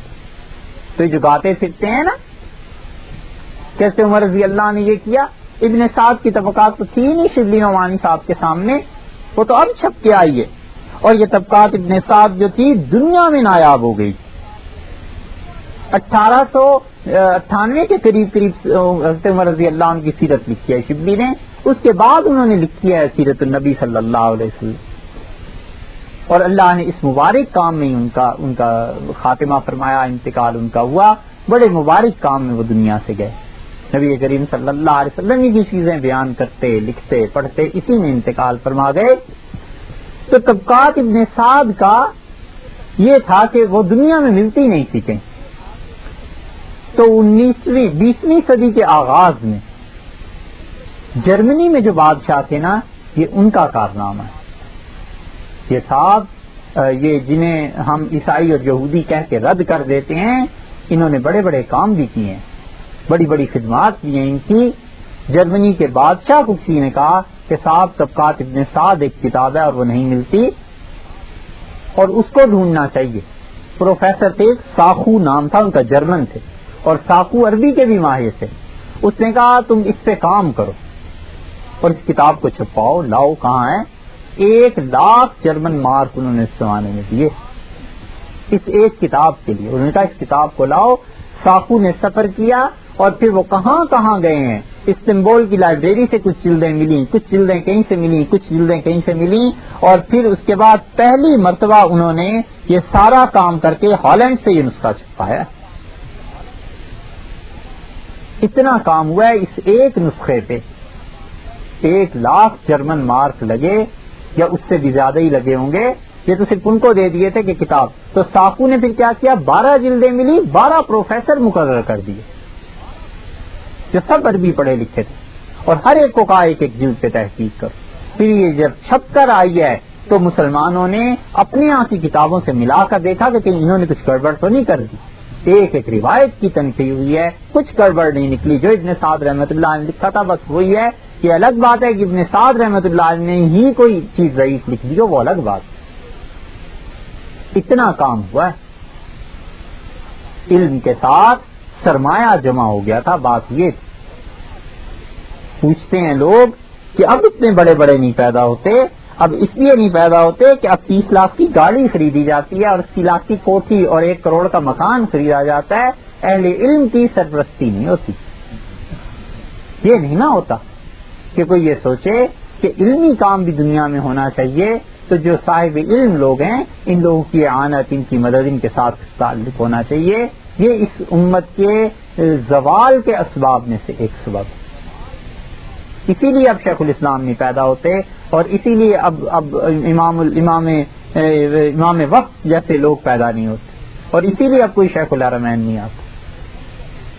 وہ اپنے رزق کا پورا کریں یا کتابوں پہ تحقیق کرتے تھے. تو ساخو نے 12 جلدوں میں یہ طبقات ابن سعد پہ کام کروایا 12 پروفیسر سے, اور پھر وہ چھپ کے آئی. اس کے ساتھ ساتھ سیرت پہ اور کام ہوتا رہا. امام بخاری رحمۃ اللہ نے اپنی تاریخ لکھی ہے. تاریخ صغیر دیکھ لیں, امام بخاری کی ہے. تاریخ کبیر دیکھ لیجئے, امام بخاری رحمۃ اللہ علیہ کی ہے. پہلے یہ کتابیں نہیں ملتی تھی, اب چھپ کر جب آئی ہیں تو پتا چلا امام بخاری رحمۃ اللہ نے جو تاریخ لکھی ہے اس میں سیرت کا اگرچہ حصہ کم ہے مگر ہے ضرور. اس کے بعد ایسی روایات بھی امام بخاری رحمۃ اللہ علیہ لکھتے ہیں جو سخت قابل گرفت ہے. ان کا کوئی تعلق نہیں بنتا آدم علیہ الصلوۃ والسلام سے, ان کا کوئی تعلق کو جوڑ نہیں بیٹھتا نبوت کے ساتھ. یہ تنقید ہے, کرتے ہیں, لیکن سیرت پہ لکھنے کا کام جاری رہا.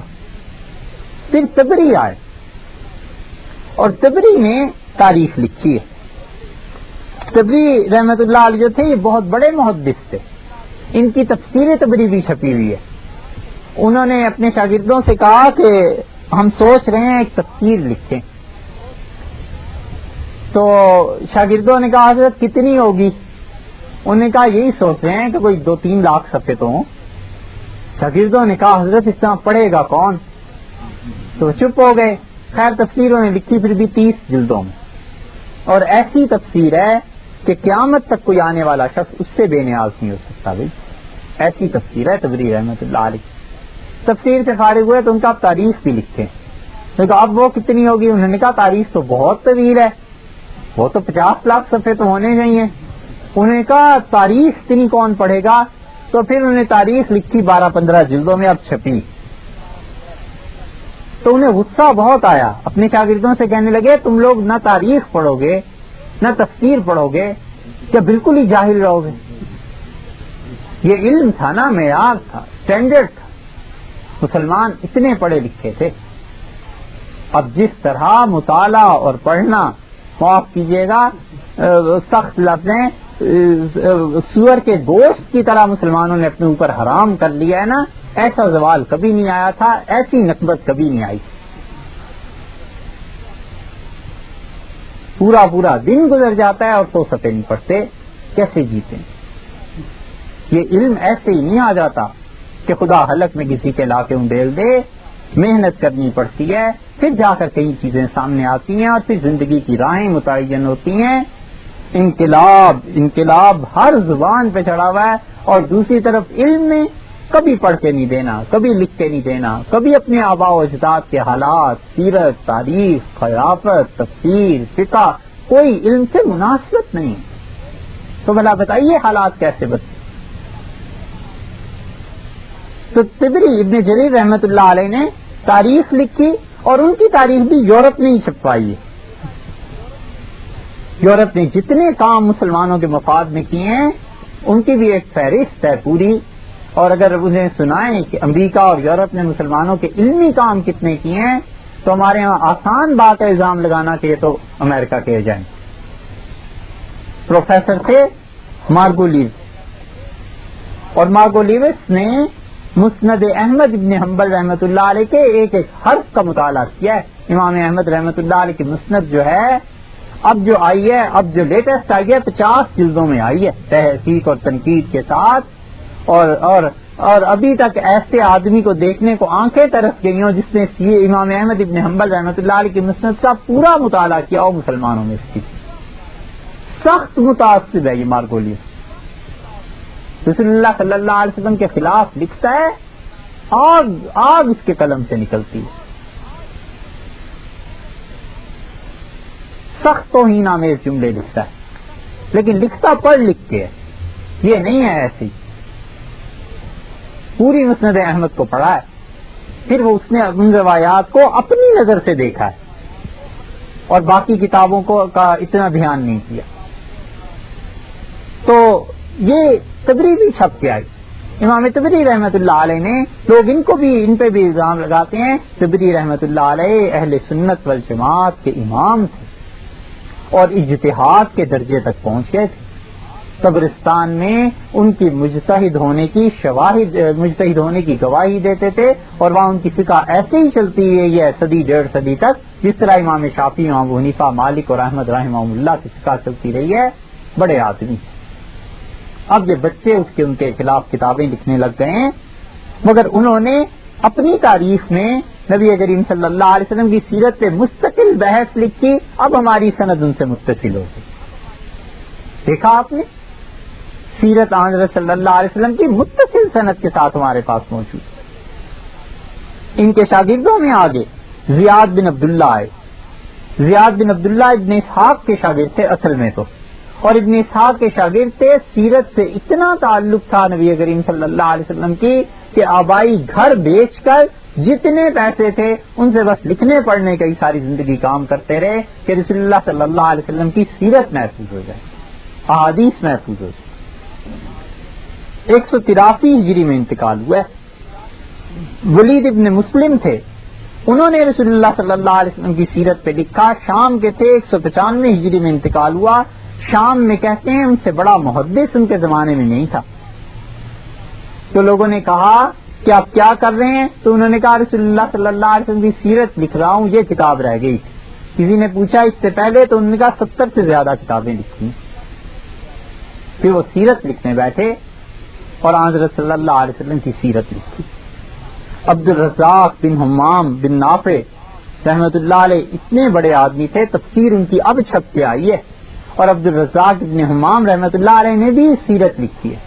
یہ ابن حمام کے بارے میں حضرت مجدد رحمۃ اللہ علیہ کے سامنے، چونکہ ان کی کتاب مصنف نہیں تھی، مصنف عبد الرزاق، تو حضرت مجدد رحمۃ اللہ نے بعض چیزیں لکھی ہیں، لیکن کتاب حضرت کے سامنے ہوتی تو شاید یہ جملے نہ تحریر فرماتے۔ عبد الرزاق رحمۃ اللہ علیہ کی اب جو چیزیں چھپ کے سامنے آئی ہیں، اس میں صحابہ کرام رضی اللہ عنہ کی بڑی تعریف ہے، حضرت ابوبکر کی، حضرت عمر کی، حضرت عثمان اور علی رضی اللہ عنہ کی۔ اتنے سچے آدمی تھے کہ یحییٰ ابن معین نے لکھا ان کے حالات میں، وہ کہتے تھے کہ تم عبد الرزاق کو برا کہتے ہو، اور خدا کی قسم اگر وہ مرتد بھی ہوتا نا تو بھی اس کی حدیث ہم دے لیتے، وہ اتنا سچا آدمی۔ مراد یہ تھی کہ جھوٹ نہیں بولتا، اگر وہ کافر بھی ہوتا تو کچھ بھی ہوتا تو جھوٹ بالکل نہیں بولتے تھے۔ عبد الرزاق رحمۃ اللہ علیہ کی تفسیر بھی آ گئی ہے، حدیث بھی ان کی کتاب آ گئی ہے۔ یہ جو مصنف عبد الرزاق 12 جلدوں میں آئی ہے، دنیا میں نایاب ہو گئی۔ یہ جرمنی والوں نے اس کتاب کو پورا کیا ہے، اور انہوں نے اس کتاب کو ہندوستان بھیج دیا، اور اللہ تعالیٰ اپنے نور سے منور کرے، شیخ حبیب الرحمان اعظمی رحمۃ اللہ علیہ کی قبر کو بیمار تھے، اور جب یہ کہا گیا کہ حضرت مصنف عبد الرزاق آپ کے پاس بھیجی گئی ہے کہ حدیث کی کتاب ہے، سیرت کی چیزیں ہیں، آپ اس کو ایڈٹ کر دیں، تو وہ 12 جلدیں لیتے لیتے ہی ایڈٹ کروا دیں۔ اس پر صغیر میں تھوڑا علم ہے یہاں کے لوگوں کے پاس، اس کان کو کھودنے والے نہیں ہیں، اور ہاتھ ٹوٹ گئے ہیں، اوزار نہیں ہیں، وگرنہ یہاں تھوڑا علم ہے۔ 12 جلدیں حدیث کی کتابوں کی، کوئی آدمی بستر پہ لیتا ہوا بیمار پڑا ہو گئے، اچھا اس حدیث کے نیچے یہ لکھو، یہ فلاں جگہ بھی آئی ہے، یہ فلاں جگہ بھی آئی ہے، اچھا یہ راوی ایسا ہے، یہ راوی ایسا ہے۔ وہاں حبیب الرحمان صاحب رحمۃ اللہ علیہ کی ایڈٹ کردہ اب چھپی ہے 12 جلدوں۔ اسی طرح امام ترمذی رحمۃ اللہ علیہ آگے 289 ہجری میں انتقال ہوا ہے۔ امام ترمذی رحمۃ اللہ علیہ نے سیرت پہ مستقل کتاب لکھ دی شمائل کے عنوان سے. رسول اللہ صلی اللہ علیہ وسلم کے سارے حالات انہوں نے درج کیے ہیں. نبی کریم صلی اللہ علیہ وسلم کا رنگ کیسا تھا, قد کیسا تھا, بت کیسا تھا, جناب رسول اللہ صلی اللہ علیہ وسلم کھاتے کیسے تھے, پیتے کیسے تھے. اور یہ شمائل ایسی چیز ہے جو صدیوں سے اس شاخ کی جان ہے, پڑھتے پڑھاتے ہیں اسے, اس کی شروع لکھتے ہیں اور رسول اللہ صلی اللہ علیہ وسلم کی سیرت یوں محفوظ.